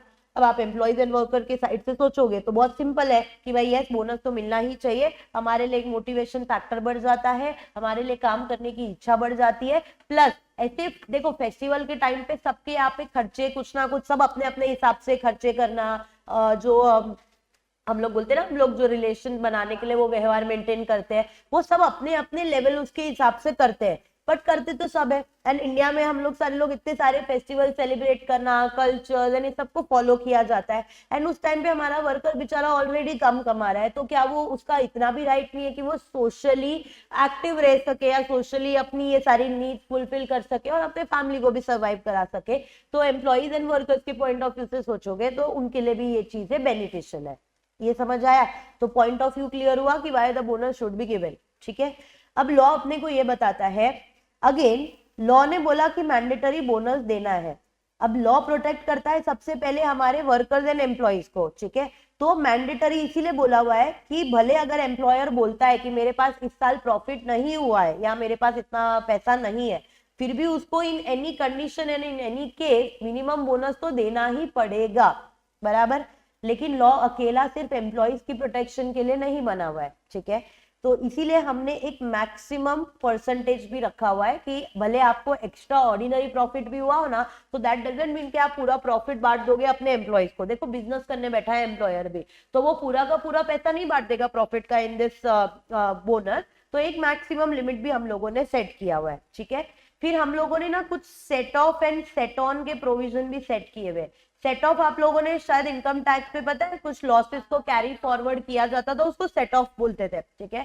ऐसा कुछ प्रोविजन यहाँ पे भी दिया हुआ है कि देखो जेन्युइनली किसी साल में एम्प्लॉयर के पास में ऐसा हो सकता है कि उसके पास पैसा ना हो, ठीक है, मतलब लॉस इतना ज्यादा हुआ हो कि उसके पास जेन्युइनली पैसा नहीं है, इतना पैसा भी नहीं है कि वो मिनिमम बोनस दे पाए, ठीक है। तो उसके लिए आएंगे सेट ऑफ के प्रोविजन कि वो कुछ कैरी फॉरवर्ड कर सकता है, ऐसे चीज। अच्छा, इसका उल्टा सिचुएशन भी हो सकता है, उसके पास बहुत पैसा है, बहुत पैसा, मैक्सिमम बोनस देने के पास भी उसके पास पैसा बच जाता है, तो क्या वो इस अमाउंट को भी सेट ऑन कर सकता है ताकि नेक्स्ट ईयर पे जब उसके पास लॉस हो या पैसा ना बचे तब वो इस पैसे में से दे सके। तो इसको बोला जाता है set of and set on provision, आएगा आप लोगों को आगे, ठीक है। So that is all about we are going to study in this bonus, plus आपको पढ़ना पड़ेगा the calculation for bonus, मतलब बोनस का अमाउंट कैसे कैलकुलेट किया जाता है from companies point of view and from employees point of view, ठीक है। ऑब्वियसली आज तो नहीं पढ़ेंगे हम लोग, don't worry, I am just giving you the overview. तो आप लोगों को कैलकुलेशन वाला पार्ट भी पढ़ना रहेगा, ठीक है। सो that is all about your payment of bonus. Chapter number जो है हमारा वो है 4। इतना समझ आया? तो अब आप लोगों को कुछ तो एलिजिबिलिटी पढ़नी पड़ेगी, कंपलसरी बोनस किसको दिया जाएगा, कौन से केस में दिया जाएगा, ऐसे बहुत सारी चीजें आएंगी, ठीक है। पहला देखो एलिजिबिलिटी फॉर द बोनस। अब हम लोगों को बता रहे, जो भी मैंने आप लोगों को बताया क्यों बनाया हुआ है, किस चीज के लिए है, सरप्लस प्रॉफिट होगा तो क्या करने का, अगर लॉस हुआ तो क्या करने का, वो सारे फीचर्स आपको यहाँ पे देखने को मिलेंगे। सी framework, it determines the framework for the bonus entitlement of an employee, linking it to the wages, allocable surplus and the profitability of the establishment. allocable surplus, ये सारे वर्ड्स भी आपको आगे आने वाले हैं। then ensures that employees receive minimum statutory bonus regardless of the employer's financial performance, ठीक है, and providing for the higher bonuses when surplus profit exist. देखो जब लॉस है तब आपको बोला मिनिमम इतना बोनस दो, जब ज्यादा प्रॉफिट होगा तो आप ज्यादा परसेंटेज भी तो दे सकते हो ना, तो that is about the case, ठीक है। अब एलिजिबिलिटी ऑफ एम्प्लॉय क्या, जिसको आप बोनस दोगे, ओके अभी ध्यान से समझना। एलिजिबिलिटी बोलती है, अच्छा मुझे एक चीज बताओ before we go on to this provision, employee हमारा कल ही ज्वाइन हुआ है, ठीक है, एक दिन हुआ है ज्वाइन होके और समझ लो अभी साल खत्म होने आया है, ओके, तो क्या आप उसको बुला के बोनस दोगे? एक दिन में उसने ऐसा क्या एक्स्ट्राऑर्डिनरी कर दिया कंपनी में कि तुमको उससे बहुत खुशी सेटिस्फैक्शन हो गया, तुमने बोला लो बोनस लेके जाओ पूरे साल का? नहीं ना भाई, कुछ तो उसने एक पूरे साल में कम से कम इतने दिन काम किया होना चाहिए, उसके बाद आप उसको एलिजिबल बोलोगे बोनस देने के लिए, समझा। एंड देन उसकी वेज लिमिट कितनी होनी चाहिए जिसके बाद वो एलिजिबल होगा फॉर रिसीविंग द बोनस, ठीक है। अच्छा दूसरा सिचुएशन, अपना ही एम्प्लॉय अपने ही कंपनी में फ्रॉड करता है, ठीक है, राइटियस या वायलेंट बिहेवियर करता है, मस्त कबीर सिंह वाला एम्प्लॉय है हमारा। अभी इस केस में क्या हमारा एम्प्लॉयर बहुत खुश होगा, उसको बुला के बोनस देगा कि भाई बहुत अच्छा किया तूने, यहाँ पे जो मारधाड़ किया है, प्रॉपर्टी को डैमेज किया है, फ्रॉड किया है, लो बोनस लेके जाओ, ये चीज करनी है, मोटिवेशन इस चीजों के लिए देना है? नहीं। तो जैसे आप एलिजिबिलिटी पढ़ोगे वैसे आप डिस्क्वालिफिकेशन फॉर द बोनस भी पढ़ोगे कि कौन से ऐसे सर्कमस्टांसेस जब हमको बोनस नहीं दिया जाएगा। अभी के लिए समझो what is the eligibility for the bonus. दो कंडीशन है और वो दो कंडीशन साथ में सेटिस्फाई होनी चाहिए, ओके जैसे हम लोग बीच में प्लस लिखते हैं ना दो कंडीशन के, दैट इज एंड। पहला कंडीशन ये बोलता है वो एम्प्लॉय यहाँ पे कवर होगा जिसका salary is not exceeding an amount as prescribed by your appropriate government. अभी ध्यान से सुनना क्या हुआ है, तो जब हमारे पास पेमेंट ऑफ बोनस एक्ट था ना, तब उन्होंने सैलरी लिमिट ये लिखा था नॉट एक्सीडिंग 21,000 पर मंथ, ठीक है, मतलब जो भी एम्प्लॉय का salary is up to 21,000 per month वो कंपलसरी बोनस एक्ट के अंदर कवर होगा, ठीक है। ये पहले जब एक्ट था तब लिखा हुआ था। अब उन्होंने जब कोड बनाया ना तो कोड की लैंग्वेज में लिखा है such amount of salary not exceeding as prescribed by the appropriate government. तो हम क्या समझेंगे, क्योंकि अगर क्वेश्चन आया या सॉल्व करना हुआ तो क्या होगा, अभी जब तक सैलरी लिमिट चेंज नहीं हुआ है तब तक आप उसको 21,000 पर मंथ ही मानोगे, अगर चेंज होगा तो आई विल टेल यू, या फिर हम लोग उस हिसाब से उसको समझेंगे, पर जब तक चेंज नहीं हुआ है हम उसको पुराना वाला लिमिट ही समझेंगे। समझ में आया? तो पहली कंडीशन क्या बोलता है, जिसको कंपलसरी, कौन से ऐसे एम्प्लॉइज जिसको कंपलसरी बोनस मिलने वाला है, तो जिन लोगों की salary does not exceed 21,000 per month, ठीक है, उन लोगों को कंपलसरी बोनस मिलेगा एज पर दिस चैप्टर, बराबर।